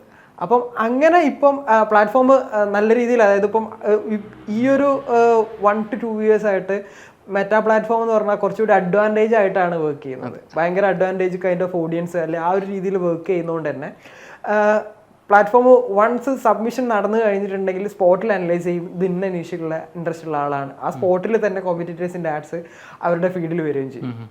അപ്പം ഇതൊക്കെ CRMൽ നമുക്ക് നമ്മളെ ബ്രാൻഡിനെ ഹെൽപ്പ് ചെയ്യാൻ പറ്റുന്ന ഭയങ്കര ഇമ്പോർട്ടൻ്റ് ആയിട്ടുള്ള ഫാക്ടേഴ്സ്. ഓട്ടോമേഷൻസ് ചെയ്യുന്നത് ഞാൻ നേരത്തെ മെൻഷൻ ചെയ്ത പോലെ തന്നെ ഓഫ്ലൈൻ റിലേറ്റഡ് ആയിട്ടുള്ള കാര്യം, വാട്സപ്പ് ആണെന്നുണ്ടെങ്കിലും അല്ലെങ്കിൽ ഓഫ്ലൈൻ റിലേറ്റഡ് ആയിട്ടുള്ള കാര്യങ്ങളിൽ ആ ലീഡിൻ്റെ ഫുള്ളി ഉള്ള ഡാറ്റയാണ് അവിടെ കിട്ടുന്നത്. അപ്പോൾ കൂടുതൽ ഡാറ്റ പോയിന്റ്സ് അവിടെ കിട്ടുന്നതിനനുസരിച്ച് അവിടെ ബെറ്റർ ആയിട്ട് ക്യാമ്പയിൻസ് വർക്ക് ചെയ്യാനും ബെറ്റർ ആയിട്ട് ക്യാമ്പയിൻ ഒപ്റ്റിമൈസ് ചെയ്യാനും അത് നമ്മുടെ ലീഡ് കോസ്റ്റ് നല്ല രീതിയിൽ കുറച്ച് കൊണ്ടുവരാനൊക്കെ CRM നല്ല രീതിയിൽ ഹെൽപ്പ് ചെയ്യുന്ന ഒരു സംഭവമാണ്. ലീഡ് വന്നാൽ തന്നെ ഇമ്മീഡിയറ്റ്ലി ആക്ഷൻസ്, അതായത് നമ്മളെ ഒരു സ്റ്റഡീസ് പറയുന്നത് എന്താണെന്ന് വെച്ചാൽ ഒരു ലീഡ് സബ്മിറ്റ് ചെയ്ത് ഒരു 1 hourന്റെ ഉള്ളിൽ ഒരാളെ കോണ്ടാക്ട് ചെയ്യുകയാണെന്നുണ്ടെങ്കിൽ അവരെ ഒന്നുകിൽ ആക്ഷൻ എടുക്കാനോ അല്ലെങ്കിൽ അവർ ക്ലോസിങ് ആവാനുള്ള ഒരു ചാൻസ് ഒരു 60 to 70% നെക്സ്റ്റ് ഡേ അല്ലെ ടൈം പീരീഡ് കഴിഞ്ഞിട്ട് കോണ്ടാക്ട് ചെയ്യുന്നതിനെക്കാട്ടും കൂടുതലാണെന്നുള്ളൊരു ഫീഡ്ബാക്കാണ് അവിടെ വരുന്നത്. അപ്പോൾ ഈ ബിസിനസ് ഓണേഴ്സ് ഇപ്പോൾ ഡിജിറ്റൽ മാർക്കറ്റിംഗ് സ്വന്തമായിട്ട് ചെയ്യുന്ന ആൾക്കാരുണ്ടാവും, പുറത്ത് ഏജൻസിയിൽ കൊടുക്കാൻ അല്ലെങ്കിൽ ഫ്രീലാൻസേഴ്സിന് കൊടുത്ത് ചെയ്യുന്ന ആൾക്കാരുണ്ടാവും. അപ്പോൾ അവർ ഫ്രീലാൻസേഴ്സ് അല്ലെങ്കിൽ ഏജൻസീസ് ആണെങ്കിൽ മന്ത്ലി റിപ്പോർട്ട്സ് കൊടുക്കും. അപ്പോൾ ഈ ബിസിനസ് ഓണേഴ്സിന് അവർ മനസ്സിലാക്കേണ്ട ഏതൊക്കെ മെട്രിക്സ് ആണ് ഇപ്പോൾ മാർക്കറ്റേഴ്സിൻ്റെ ചോദിച്ച് വാങ്ങേണ്ടത്? ഓക്കെ, അതായത് ക്ലാരിറ്റി ക്ലാരിറ്റീൻ്റെ ഒരു കോണ്ടെക്സ്റ്റിലേക്ക് വരുന്ന സമയത്ത് നമ്മൾ അവിടെ ഈ പറഞ്ഞ ഫസ്റ്റ് പോയിന്റ് എന്ന് പറഞ്ഞിട്ടുണ്ടെങ്കിൽ നമ്മളെ ക്യാമ്പയിൻ ലേണിംഗ് പെർഫെക്റ്റ് ആയിട്ടല്ലേ പോകുന്നത് എന്നുള്ളത് ഏതൊരു പെർഫോമൻസ് മാർക്കറ്ററിനെ നമ്മൾ നോട്ടിഫൈ ചെയ്യണം. അതായത് ഇപ്പം കുറേ ലീഡ്സ് ജനറേറ്റ് ചെയ്തുകൊണ്ട് കാര്യമല്ല, അത് ലീഡ്സ് ജനറേറ്റ് ചെയ്യുന്ന ക്വാളിഫൈഡ് ആയിട്ടുള്ള ലീഡ്സ് ആണോ എന്നുള്ളത്, അതുമല്ല ബെറ്റർ ലേണിംഗ് അവിടെ നടക്കുന്നുണ്ടോ അല്ലെ അങ്ങനത്തെ കാര്യങ്ങൾ എന്നുള്ള രീതിയിലാണ് ഒരു ബെസ്റ്റ് പ്രാക്ടീസ് എന്ന് പറയുന്നത്. അതുപോലെ തന്നെ പല ബിസിനസ് ഓണേഴ്സും ഒരാളെ പുഷ്, അതായത് പെർഫോമൻസ് മാർക്കറ്റർ പുഷ് ചെയ്യുന്ന കേസ് എന്താ വെച്ചാൽ അവർക്ക് ഭയങ്കര ബഡ്ജറ്റ് കുറവായിരിക്കും. അപ്പം ഒരു 30,000 അല്ലെങ്കിൽ 20,000 അവർക്ക് 2-3 പ്ലാറ്റ്ഫോം ചെയ്യേണ്ടി വരും. ആ ഒരു കോണ്ടെക്സ്റ്റിൽ എൻ്റെ ഒരു പേഴ്സണൽ എക്സ്പീരിയൻസിലാണെങ്കിലും അല്ലെങ്കിൽ പ്ലാറ്റ്ഫോമിൻ്റെ ഒരു ബെസ്റ്റ് പ്രാക്ടീസസിൽ ഞാൻ സജസ്റ്റ് ചെയ്യുന്നത് എന്താ വെച്ചാൽ ഇനീഷ്യലി ഒരു സിംഗിൾ പ്ലാറ്റ്ഫോം വെച്ചിട്ട് ടെസ്റ്റ് ചെയ്യാം. കാരണം എന്താ വെച്ചാൽ ഇപ്പം നിങ്ങളൊരു 20,000 ബഡ്ജറ്റ് ഒരു 10,000 ഗൂഗിൾ ആഡ്സിലും 10,000 മെറ്റ ആഡ്സിലും ആയിട്ട് സ്പ്ലിറ്റ് ചെയ്യുന്ന സമയത്ത് അവിടെ ആ ഒരു ക്യാമ്പയിൻ ഞാൻ നേരത്തെ പറഞ്ഞ ആ ഒരു ഒപ്റ്റിമൈസേഷൻ ഗോളും അല്ലെങ്കിൽ ആ ഒരു പ്രോപ്പർ ലേണിംഗ് അവിടെ നടക്കാതിരിക്കുന്ന ഒരു ചാൻസ് ആണ് കൂടുതൽ വരുന്നത്. അതേ സ്ഥാനത്ത് 20,000 അവിടെ വരുന്ന സമയത്ത് ആ ഒരു സിംഗിൾ പ്ലാറ്റ്ഫോമിന് ബെറ്റർ ലേണിംഗ് ഉണ്ടാവും. എന്നിട്ട് നിങ്ങൾ നെക്സ്റ്റ് മന്ത് മുതൽ ബാക്കിയുള്ള പ്ലാറ്റ്ഫോമിലേക്ക് മീൻസ് കൂടുതൽ എമൗണ്ട് സ്പെൻഡ് ചെയ്യുന്ന രീതിയിലോ അല്ലെങ്കിൽ എക്സിസ്റ്റിംഗ് ആയിട്ടുള്ള മെറ്റാ പ്ലാറ്റ്ഫോമിലോ അല്ലെങ്കിൽ ഗൂഗിൾ പ്ലാറ്റ്ഫോമിൽ കൂടുതൽ എമൗണ്ട് സ്പെൻഡ് ചെയ്യുന്ന രീതിയിലേക്ക് സെറ്റ് ചെയ്യുന്നതായിരിക്കും ഒരു ബെറ്റർ ഓപ്ഷൻ. നമുക്കൊരു മിനിമം എത്ര ബഡ്ജറ്റ് ഉണ്ടെങ്കിൽ മീഡിയ പ്ലാനിങ് ഒക്കെ സ്റ്റാർട്ട് ചെയ്ത് തുടങ്ങാം? അത് നമ്മളുടെ ഒരു ബ്രാൻഡിൻ്റെ ഒരു നമ്മൾ ബ്രാൻഡ് എത്രത്തോളം എസ്റ്റാബ്ലിഷ്ഡ് ആണ്, അതുപോലെ തന്നെ നമ്മളെ നിഷ് എന്താണ്, അതിനൊക്കെ ഡിപ്പെൻഡ് ചെയ്തിട്ട് ഇരിക്കും. അത് ഒരു എക്സാമ്പിൾ പറയുകയാണെന്നുണ്ടെങ്കിൽ എനിക്ക് റിയൽ എസ്റ്റേറ്റിൻ്റെ ലീഡിന് ചിലപ്പോൾ അറൗണ്ട് ഒരു 400 to 600 ആയിരിക്കും അവിടെ ഒരു ലീഡ് കോസ്റ്റ് വരുന്നത്. ആ ലീഡ് കോസ്റ്റ് ആയിരിക്കില്ല ഞാൻ വേറൊരു നിഷാണെന്നുണ്ടെങ്കിൽ അതിന് വരാം. അപ്പം ഓരോ നിഷ് വൈസും അല്ലെങ്കിൽ ഓരോ നമ്മളെ കോമ്പറ്റീഷൻ വൈസും കാര്യങ്ങളൊക്കെ ഒരു ഫാക്ടറായിട്ട് വരും നമ്മൾ ബഡ്ജറ്റ് ഡിസൈഡ് ചെയ്യുന്നത്. പിന്നെ എനിക്ക് ചോദിക്കാനുള്ളത്, ഇപ്പോൾ ഫ്രീലാൻസിങ് ഒരുപാട് ചെയ്തെന്ന് പറയുന്നത്, ഇപ്പോൾ ഒരു ഫ്രഷറായിട്ട് വരുന്ന ഫ്രീലാൻസർ, ഒരു ഡിജിറ്റൽ മാർക്കറ്റർ ഫ്രീലാൻസിങ് ഒരു പ്രൊജക്റ്റ് കിട്ടുവാണ്, പുള്ളിക്ക് ഒരു കൺഫ്യൂഷൻ ഉണ്ടാവും എത്രയാണ് ചാർജ് ചെയ്യേണ്ടത് എന്നുള്ളത്. ഒരു ബിസിനസ് ഓണേഴ്സിനും ഒരു കൺഫ്യൂഷൻ ഉണ്ടാവും എത്രയാണ് ഈ ഫ്രീലാൻസേഴ്സിന് കൊടുക്കേണ്ടതെന്നുള്ളത്. ഓക്കെ, ആസ് എ ഫ്രഷർ ആണെന്നുള്ള രീതിയിലാണെന്നുണ്ടെങ്കിൽ നിങ്ങൾ ബെറ്റർ ആയിട്ട് ചാർജിനെക്കാട്ടും ഒരു പോർട്ട്ഫോളിയോ ഉണ്ടാക്കിയെടുക്കുക എന്നുള്ളൊരു പ്രോസസ്സിലാണ് നിങ്ങൾ കൂടുതലായിട്ട് കോൺസെൻട്രേറ്റ് ചെയ്യേണ്ടത്. അതായത് കൂടുതൽ കാര്യങ്ങൾ എക്സ്പെരിമെന്റ് ചെയ്യുക. ഇപ്പം ഒരു ക്യാമ്പയിൻ സെറ്റ് ചെയ്യുകയാണെന്നുണ്ടെങ്കിൽ അതിൽ എന്തൊക്കെ കാര്യങ്ങൾ ലേണിംഗ് ചെയ്യാൻ പറ്റിയെന്ന് ചെയ്യുക. അതിൽ നിന്ന് എന്തെങ്കിലും മിസ്റ്റേക്ക് ചെയ്തിട്ടുണ്ടെങ്കിൽ ആ മിസ്റ്റേക്സ് ഇല്ലാതെ നെക്സ്റ്റ് ക്യാമ്പയിൻ സെറ്റ് ചെയ്യുക. അങ്ങനത്തെ കാര്യങ്ങളാണ് ഒരു ഫ്രഷർ എന്നുള്ള ലേബിളിൽ നിങ്ങൾ കോൺസെൻട്രേറ്റ് ചെയ്യേണ്ട കാര്യങ്ങൾ. അതേ സ്ഥാനത്ത് നിങ്ങളൊരു എക്സ്പീരിയൻസ്ഡ് ആണെന്നുണ്ടെങ്കിൽ ഇപ്പം ചില ആൾക്കാർക്ക് ഇനീഷ്യൽ ഫേസിൽ ഒരു ക്ലയന്റിനെ ഓൺബോർഡ് ചെയ്യാൻ ചിലപ്പോൾ ഭയങ്കര ഒരു ബുദ്ധിമുട്ടുള്ള ഒരു കോണ്ടെക്സ്റ്റ് ആയിരിക്കും. അപ്പോൾ അങ്ങനത്തെ കേസിൽ വേണമെന്നുണ്ടെങ്കിൽ നിങ്ങൾക്ക് ഫസ്റ്റ് മന്തിൽ ഒരു ഭയങ്കര ലോ കോസ്റ്റിൽ വേണമെന്നുണ്ടെങ്കിൽ ക്ലയന്റിനെ ഓൺബോർഡ് ചെയ്യുക. അതായത് ഇപ്പോൾ ഞാൻ പറയുന്ന ഒരു 1.5 അല്ലെങ്കിൽ 2 year എക്സ്പീരിയൻസ് ഉള്ള ഒരാളുടെ എന്നുള്ളൊരു രീതിയിലാണ്. അപ്പം ആ ഒരു 2 year എക്സ്പീരിയൻസ് ഉള്ള ഒരാളാണെന്നുണ്ടെങ്കിൽ ഇനീഷ്യൽ ഫേസിൽ നിങ്ങൾക്ക് വേണമെന്നുണ്ടെങ്കിൽ പറയാം ഞാൻ ഫസ്റ്റ് മന്ത് എൻ്റെ ചാർജ് ഒരു എമൗണ്ട് ആയിരിക്കും, സെക്കൻഡ് മന്ത് മുതൽ നിങ്ങൾക്ക് റിസൾട്ട് വൈസ് നിങ്ങൾക്ക് ഓക്കെ ആണെന്നുണ്ടെങ്കിൽ എൻ്റെ ചാർജ് ഇത്രയായിരിക്കും എന്നുള്ള രീതിയിൽ പറയുകയാണെന്നുണ്ടെങ്കിൽ ക്ലയന്റിന് അവിടെ എന്താണ് ക്ലയന്റിനെ കൺവിൻസ് ആക്കാനും അല്ലെങ്കിൽ ക്ലയന്റിന് അവിടെ വൺസ് റിസൾട്ട് വന്നു തുടങ്ങി കഴിഞ്ഞിട്ടുണ്ടെങ്കിൽ നമുക്ക് എമൗണ്ട് തരുന്നതിനാണെങ്കിലും വലിയൊരു മീൻസ് സ്പെൻഡ് ചെയ്യാൻ റെഡി ആയിട്ടുള്ള ഒരു ക്ലയന്റ് ആണെന്നുണ്ടെങ്കിൽ അവർക്ക് സർവീസ് ചാർജ് തരുന്നതിനാണെങ്കിലും വലിയൊരു ബുദ്ധിമുട്ടുണ്ട്. മനസ്സിലായി. ഇപ്പോൾ ഒരു 1 or 2 year എക്സ്പീരിയൻസ് ആണെങ്കിൽ ഒരു 15,000 ആണ് എൻ്റെ സർവീസ് ചാർജ് എന്ന് പറഞ്ഞിട്ട് ഒരു 2.5 അല്ലെങ്കിൽ 3 years എക്സ്പീരിയൻസ് ഉള്ള ആളാണെന്നുണ്ടെങ്കിൽ മിനിമം 15,000 എങ്കിലും നിങ്ങൾക്ക് ചാർജ് ചെയ്യാൻ പറ്റും. പിന്നെ അതുപോലെ അത് ഓരോ ക്ലയന്റിനനുസരിച്ചും പിന്നെ അതുപോലെ തന്നെ ഈ ഓരോ ഇപ്പോൾ ഒരു സിംഗിൾ ക്ലയന്റ് ആണെന്നുണ്ടെങ്കിലും ചിലപ്പോൾ അതിൽ മൾട്ടിപ്പിൾ റിക്വയർമെന്റ്സ് ഉണ്ടാവും. ചിലപ്പോൾ 8 campaigns 10 campaigns ഒക്കെ ചെയ്യാനുണ്ടാവും. അപ്പോൾ അതിനനുസരിച്ച് നമ്മൾ റിക്വയർമെന്റ് എപ്പോഴും ചേഞ്ച് ചെയ്ത് പറയുന്നത് നല്ലതായിരിക്കും. പിന്നെ നമുക്ക് അവിടെ ആഡ് സ്പെൻഡ് അല്ലെങ്കിൽ ആഡ് സ്പെൻഡിന്റെ പെർസെൻറ്റേജ് ആയിട്ട് വാങ്ങിക്കാറുണ്ട്. ആഡ് സ്പെൻഡിന്റെ പെർസെൻറ്റേജ് വരുന്ന സമയത്ത് നമ്മളൊരു ക്യാപ്പ് വെക്കുന്നത് എപ്പോഴും നല്ലതായിരിക്കും. നിങ്ങൾക്ക് ഇപ്പോൾ ഒരു മിനിമം ആഡ് സ്പെൻഡിന്റെ മേലേക്ക് അല്ലെ അത്യാവശ്യം ആഡ് സ്പെൻഡിങ് ഉള്ള ഒരു ക്ലയന്റ് ആണെന്നുണ്ടെങ്കിൽ അങ്ങനെ വെക്കുന്നതിന് കുഴപ്പമില്ല. അല്ലാതെ ഒരു 15,000 ആണ് 15,000 ഒരു അല്ലെങ്കിൽ ഒരു 20,000 ഒരു 30% എന്ന് പറഞ്ഞിട്ടുണ്ടെങ്കിൽ ചിലപ്പോൾ നമുക്ക് അത് തീരെ ചിലപ്പോൾ ഫ്ലെക്സിബിൾ ആയിരിക്കും. ഇപ്പോൾ എൻ്റെ ഒരു പെർസ്പെക്റ്റീവിലാണെങ്കിൽ ഒരു ഫ്രഷർ അല്ലെങ്കിൽ 1 year എക്സ്പീരിയൻസ് ഒക്കെ ഉള്ളതാണെന്നുണ്ടെങ്കിൽ ചെറിയ സർവീസ് ചാർജ് സ്റ്റാർട്ട് ചെയ്തിട്ട് റിസൾട്ട് കാണിച്ചു കൊടുത്തിട്ട് അതിന്റെ പെർസെന്റേജ് വാങ്ങാം. അതും നല്ലൊരു ഓപ്ഷനാണ് അല്ലേ. പിന്നെ ഒരു ഇ കൊമേഴ്സിന്റെ ഒരു കോണ്ടെക്സ്റ്റ് ആണെന്നുണ്ടെങ്കിൽ നിങ്ങൾക്ക് ഒരു ബേസിക് സർവീസ് ചാർജിന്റെ ഒരു ക്യാപ്പും വെക്കാം.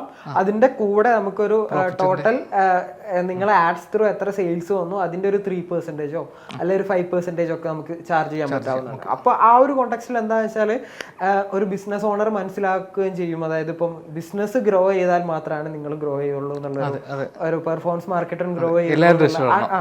അങ്ങനെ അതായത് ഇപ്പം ബിസിനസിന്റെ സക്സസിന് രണ്ടാളും നല്ല ഒരു കൈൻഡ് ഓഫ് ഇതാണ് അവിടെ വരുന്നത്. ഈക്വലി എല്ലാവരും രക്ഷപ്പെടണമെന്നുള്ള എല്ലാവരും നിങ്ങൾ രക്ഷപ്പെടുന്ന സമയത്ത് നിങ്ങൾ ഗ്രോ ആവുന്ന സമയത്ത് അതിന്റെ കൂടെ ഞങ്ങളും ഗ്രോ ആവട്ടെ, അല്ലെങ്കിൽ ഞങ്ങൾ ഗ്രോ ചെയ്യുന്നതിന്റെ കൂടെ തന്നെ നിങ്ങളും ഗ്രോ ആവണം എന്നുള്ളൊരു മൈൻഡ് സെറ്റ് ഉള്ളൊരു ഇതാണ് ഇതിൽ വരുന്നത്. Okay okay. ഇപ്പം നമുക്ക് ഈ ബിസിനസ് ഓണേഴ്സിനും മാർക്കറ്റിങ്ങിൽ വരുന്ന പുതിയ ആൾക്കാർക്കൊക്കെ ബജറ്റ് അലോക്കേഷന് ഒരു കൺഫ്യൂഷൻ സ്റ്റിൽ ഉണ്ടാവും. അപ്പോൾ അവർക്കൊക്കെ പറഞ്ഞു കൊടുക്കാൻ പറ്റിയ എന്താണ്? ബഡ്ജറ്റ് അലോക്കേഷൻ എപ്പോഴും ഞാൻ ഈ പറഞ്ഞ പോലെ ബഡ്ജറ്റ് ഡിസൈഡ് ചെയ്യുന്ന സമയത്ത് നിങ്ങൾക്കൊരു മിനിമം ബഡ്ജറ്റ് ആണെങ്കിൽ ഏതെങ്കിലും ഒരു സിംഗിൾ പ്ലാറ്റ്ഫോം വെച്ചിട്ട് ട്രൈ ചെയ്യുക. അതുപോലെ തന്നെ ബഡ്ജറ്റ് എപ്പോഴും സെറ്റ് ചെയ്യുന്ന സമയത്ത് ഒരു മിനിമം 7 ലേണിംഗ് പീരീഡ് എക്സിറ്റ് ആവുന്ന രീതിയിൽ തന്നെ ബഡ്ജറ്റ് സെറ്റ് ചെയ്യുക. അവിടെ ഭയങ്കര ലിമിറ്റഡ് ആയിട്ടുള്ള ഒരു ബഡ്ജറ്റിനാണ് നിങ്ങൾ ക്യാമ്പയിൻസ് കാര്യങ്ങൾ ചെയ്യുന്നതെന്ന് വെച്ചിട്ടുണ്ടെങ്കിൽ അവിടെ നിങ്ങളെ ക്യാമ്പയിൻ ഭയങ്കരമായിട്ട് ലിമിറ്റഡ് ആവാനും അവിടെ നിങ്ങൾ ലേണിംഗ് ഫേസിൽ എക്സിറ്റ് ആവാതിരിക്കാനുള്ള ചാൻസസ് ഭയങ്കര കൂടുതലാണ്. ഓക്കെ. പിന്നെ നമുക്ക് ഈ ബ്രാൻഡ്സ് ബോട്ട് ഫോളോവേഴ്സിനെയൊക്കെ ബൈ ചെയ്യുന്നത് കണ്ടിട്ടുണ്ട്. ഞാൻ എൻ്റെ പഴയൊരു പോഡ്കാസ്റ്റിൽ ഞാൻ പറഞ്ഞിട്ടുണ്ട് ബോട്ട് ഫോളോവേഴ്സിനെ ബൈ ചെയ്യരുത് എന്നുള്ളത്. അക്ഷിൻ്റെ ഈ ബോട്ട് ഫോളോവേഴ്സ് എന്ന് പറഞ്ഞിട്ടുണ്ടെങ്കിൽ ഞാൻ പല ബ്രാൻഡ്സ് കൺസിഡർ ചെയ്യുന്ന സമയത്ത് നമുക്ക് കാണാൻ പറ്റുന്ന ഒരു സാധനമാണ്. അതായത് പെട്ടെന്ന് ഒരു ബ്രാൻഡ് എസ്റ്റാബ്ലിഷ് ചെയ്യുക അല്ലെങ്കിൽ പെട്ടെന്ന് ഒരു ബ്രാൻഡിനെ പൊക്കിക്കൊണ്ടുവരാന്നുള്ള ഒരു ഐഡിയയിലാണ് പല ആൾക്കാരും ഈ ബോട്ട് ഫോളോവേഴ്സിനെ കൂടുതലായിട്ട് ഇൻസ്റ്റഗ്രാം പേജസിലേക്കൊക്കെ കൊണ്ടുവരുന്നത്. പക്ഷെ അത് ആക്ച്വലി നിങ്ങളെ ബ്രാൻഡിനെ കില്ല് ചെയ്യാണ് ചെയ്യുന്നത്. അതിന്റെ റീസൺ എന്താന്ന് വെച്ചിട്ടുണ്ടെങ്കിൽ നിങ്ങൾക്കിപ്പോൾ ഓർഗാനിക്കലി നിങ്ങൾ ബിൽഡ് ചെയ്തിട്ടുള്ള ഒരു 500 ഫോളോവേഴ്സ് ആണ് ഉള്ളത്. 500 ഫോളോവേഴ്സിൽ നിങ്ങൾ ഒരു എന്താ പറയുക, നിങ്ങൾ ആ 500 ഫോളോവേഴ്സിൽ നിങ്ങളൊരു 250 ഫോളോവേഴ്സ് നിങ്ങളെ ഒരു പോസ്റ്റ് ഇടുന്ന സമയത്തോ അല്ലെങ്കിൽ ഒരു റീൽ ഇടുന്ന സമയത്തോ അതുമായിട്ട് ഇന്ററാക്ട് ചെയ്യുന്നുണ്ട്. അപ്പം നിങ്ങളുടെ ആ ഒരു അക്കൗണ്ടിന്റെ ഒരു എൻഗേജ്മെന്റ് റേറ്റ് എന്ന് പറയുന്നത് 50% ആണ്. ഈ 500 ഫോളോവേഴ്സിലേക്ക് നിങ്ങൾ ഒരു 5000 ബോട്ട് ഫോളോവേഴ്സിനെ കയറ്റുകയാണ്. മനസ്സിലായോ? അപ്പോൾ 5500 ഈ 250 അതായത് ഈ ബോട്ട് ഫോളോവേഴ്സിൽ ഒരാളും നിങ്ങൾ ആഡുമായിട്ട് ഇന്ററാക്ട് ചെയ്യാൻ പോകുന്നില്ല. അത് ഈവൻ മലയാളി ഫോളോവേഴ്സ് ആയിക്കോട്ടെ, ഭയങ്കര ആക്റ്റീവ് ഫോളോവേഴ്സ് ആയിക്കോട്ടെ, ഇവർ പല കാര്യങ്ങൾ പറയും. Full Malayalam followers, active followers, അങ്ങനെ പല രീതിയിൽ ബോട്ട് ഫോളോവേഴ്സിനെ ഇത് ചെയ്തിട്ടുണ്ട്, ഡിഫൈൻ ചെയ്തിട്ടുണ്ട്. അത് ഏത് ഫോളോവേഴ്സ് ആണെന്നുണ്ടെങ്കിലും ആ ഫോളോവേഴ്സ് നിങ്ങളെ ഒരു പോസ്റ്റ് ആയിട്ടും എൻഗേജ് ചെയ്യാൻ പോകുന്നില്ല.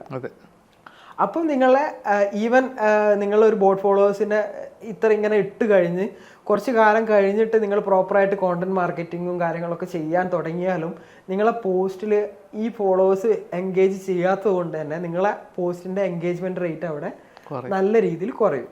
അപ്പോൾ 5500 ഈ 250 എന്ന് പറയുന്നത് ചിലപ്പോൾ 5%, 10% അത്രയും കുറയുകയാണ് ചെയ്യുന്നത്. 15 കുറയുന്നത്. അപ്പം അത്രയും കുറയുന്ന സമയത്ത് ഒബ്വിയസ്ലി ഇൻസ്റ്റാഗ്രാം നിങ്ങളുടെ ആഡ് ഓർഗാനിക് ആയിട്ട് പോകുന്ന കോണ്ടന്റിന്റെ പുഷ് ഇൻസ്റ്റാഗ്രാമിനെ റെസ്ട്രിക്റ്റ് ചെയ്യും. അതുകൊണ്ടാണ് ഈ ബോട്ട് ഫോളോവേഴ്സ് ചെയ്യരുത്. അതുമാത്രമല്ല, പ്രോപ്പറായിട്ട് ഒരു ഇൻസ്റ്റാഗ്രാം യൂസ് ചെയ്യുന്ന ഒരാളാണ് നിങ്ങളെങ്കിൽ നിങ്ങൾക്ക് ജസ്റ്റ് ഒന്ന് സ്ക്രോൾ ചെയ്താൽ മനസ്സിലാവും. 5000 അല്ലെ 10,000 ഫോളോവേഴ്സ് ഉള്ള ഒരു പോസ്റ്റിന് ഒരിക്കലും നിങ്ങൾക്ക് 3 ലൈക്ക്, 5 ലൈക്ക്, 10 ലൈക്ക് ഉണ്ടാവില്ല. ഉറപ്പാണ്. അപ്പം അതിൽ എന്താ വെച്ചാൽ നിങ്ങൾക്ക് ഓൾറെഡി ഉള്ള ഒരു എൻഗേജ്മെന്റ് കൂടി അവിടെ കുറയുകയാണ് ചെയ്യുന്നത്, ഈ എൻഗേജ്മെന്റ് റേറ്റ് കുറയുന്നതിൽ കൂടെ. അപ്പം അതുകൊണ്ടാണ് ഈ പറയുന്നത് ഒരിക്കലും നമ്മൾ അങ്ങനെ ഒരു രീതിയിൽ ചെയ്യാൻ പാടില്ല എന്നുള്ളത്. ഓക്കെ. നമുക്കിപ്പോൾ ഈ കോണ്ടന്റ് മാർക്കറ്റിങ്ങിൻ്റെ കാര്യം പറഞ്ഞില്ലേ, ഇപ്പോൾ കോണ്ടന്റ് മാർക്കറ്റിംഗ് ചെയ്യുമ്പോൾ നമ്മൾ ലീഡ് കോസ്റ്റ് കുറയുന്നതായിട്ട് കണ്ടിട്ടുണ്ട്. ഡെഫിനറ്റ്ലി. കാരണം എന്താ വെച്ചാൽ നമ്മളിപ്പം ഒരു എസ്റ്റാബ്ലിഷ്ഡ് ആയിട്ട് അല്ലെങ്കിൽ ഒരു അതോറിറ്റി ഉള്ള ഒരു ബ്രാൻഡിന് വേണ്ടിയിട്ട് ചെയ്യുന്ന സമയത്തും അല്ലാതെ നമ്മൾ റീസെൻ്റ്ലി ഒരു ക്യാമ്പയിൻ പെർഫോമൻസ് മാർക്കറ്റിംഗ് മാത്രം ചെയ്യുന്ന ഒരു ബ്രാൻഡ് ആണെന്നുണ്ടെങ്കിലും നിങ്ങൾക്ക് അതിലൊരു 3x മിനിമം ഡിഫറൻസ് ഉണ്ടാവും. ഒരു മിനിമം ഡിഫറൻസ് ആണ് പറയുന്നത്. ഒരു എസ്റ്റാബ്ലിഷ്ഡ് ആയിട്ടുള്ള ഒരു ബ്രാൻഡ് ആണെന്നുണ്ടെങ്കിൽ മിനിമം ഒരു 5x to 6x ഒക്കെ എന്തായാലും ഡിഫറൻസ് ഉണ്ടാവും. അതിൻ്റെ ഒരു ടെസ്റ്റിംഗ് എന്നുള്ള നമ്മൾ പെർഫോമൻസ് മാർക്കറ്റർ ആയതുകൊണ്ട് ഡിഫറെൻറ്റ് കാര്യങ്ങൾ ടെസ്റ്റ് ചെയ്യും. റീസെൻ്റ്ലി ഞാൻ അതിലൊരു ടെസ്റ്റിംഗ് ചെയ്തു. അതായത് ദുബായ് ബേസ്ഡ് ആയിട്ടുള്ള ഈദിൻ്റെ ഒരു ക്യാമ്പയിനാണ്. റീസെൻ്റ്ലി വന്നിട്ടുള്ള ഒരു ഈദിൻ്റെ ഒരു ക്യാമ്പയിൻ ആയിരുന്നു. അപ്പം ക്രിയേറ്റീവ്സ് ആണെന്നുണ്ടെങ്കിലും ഓഡിയൻസ് ആണെങ്കിലും അല്ലെങ്കിൽ ബ്രാൻഡ്സ് പ്രൊവൈഡ് ചെയ്യുന്ന സർവീസ് ഒക്കെ ആണെന്നുണ്ടെങ്കിൽ ഏകദേശം സിമിലർ ആണ്. അതിലൊരു ബ്രാൻഡ് എന്ന് പറഞ്ഞിട്ടുണ്ടെങ്കിൽ ഞാൻ ഇതിൻ്റെ ഒരു ടെസ്റ്റിംഗ് എന്നുള്ള ഒരു കോണ്ടെക്സ്റ്റിൽ ചെയ്തതാണ്. അപ്പം ഒരു ബ്രാൻഡ് എന്ന് പറഞ്ഞിട്ടുണ്ടെങ്കിൽ അത്യാവശ്യം വെൽ എസ്റ്റാബ്ലിഷ്ഡ് ആയിട്ടുള്ള ഒരു കൈൻഡ് ഓഫ് ഒരു ബ്രാൻഡാണ്. വേറൊരു ബ്രാൻഡ് എന്ന് പറഞ്ഞാൽ ജസ്റ്റ് ഇപ്പം സ്റ്റാർട്ട് ചെയ്തിട്ടേ ഉള്ളൂ, ഒരു പെർഫോമൻസ് മാർക്കറ്റിംഗ് മാത്രമേ ചെയ്യുന്നുള്ളൂ നല്ല രീതിയിലാണ് ഉള്ളത്. അപ്പം ആ എസ്റ്റാബ്ലിഷ്ഡ് ആയിട്ടുള്ള ബ്രാൻഡിൻ്റെ കോസ്റ്റിൻ്റെ ഒരു 6x കൂടുതലാണ് ഈ ഒരു പെർഫോമൻസ് മാർക്കറ്റിംഗ് മാത്രം ചെയ്യുന്ന ഒരു ബ്രാൻഡിൻ്റെ കോസ്റ്റ് വരുന്നത്. അപ്പോൾ നമ്മൾ മീൻസ് പല കാര്യങ്ങൾ ടെസ്റ്റ് ചെയ്യാൻ വേണ്ടിയിട്ട് പല കാര്യങ്ങൾ നമ്മൾ ഇംപ്ലിമെൻറ്റ് ചെയ്യും. അപ്പോൾ അങ്ങനെ അതിൽ നമ്മൾ അനലൈസ് ചെയ്തിട്ടുള്ള കാര്യം, കാരണം വെച്ചാൽ ഈ same brand same kind of നിഷാണ് റൺ ചെയ്യുന്നത്, സെയിം കൈൻഡ് ഓഫ് ഒരു ടൂറിസ്റ്റ് നിഷാണ്, ഇതിൻ്റെ റിലേറ്റഡ് ആയിട്ടുള്ള ഒരു ടൂറിസ്റ്റ് നിഷാണ്. ആ സെയിം ലൊക്കേഷനിലേക്ക് പോലുമാണ് ഈ 2 ക്യാമ്പയിൻസും പോകുന്നത്, എന്നിട്ട് പോലും ആ ഒരു ഡിഫറൻസ് കണ്ടില്ലേ. അതാണ്. അപ്പോൾ അതിൽ കോണ്ടന്റ് മാർക്കറ്റിംഗ് എന്ന് പറഞ്ഞിട്ടുണ്ടെങ്കിൽ നമ്മളെ ബ്രാൻഡിനെ ലിഫ്റ്റ് ചെയ്യുന്നതിൽ ഭയങ്കരമായിട്ടുള്ള ഒരു ഇമ്പോർട്ടൻസ് കൊടുക്കുന്ന ഒരു ഫാക്ടറാണ് content marketing. Content marketing plus performance marketing ആണ് ഒരു ബെസ്റ്റ് സ്ട്രാറ്റജി എന്ന് പറയുന്നത്. UGC കൂടെ ഉണ്ടെങ്കിൽ UGC കൂടി ഉണ്ടെങ്കിൽ അടിപൊളി.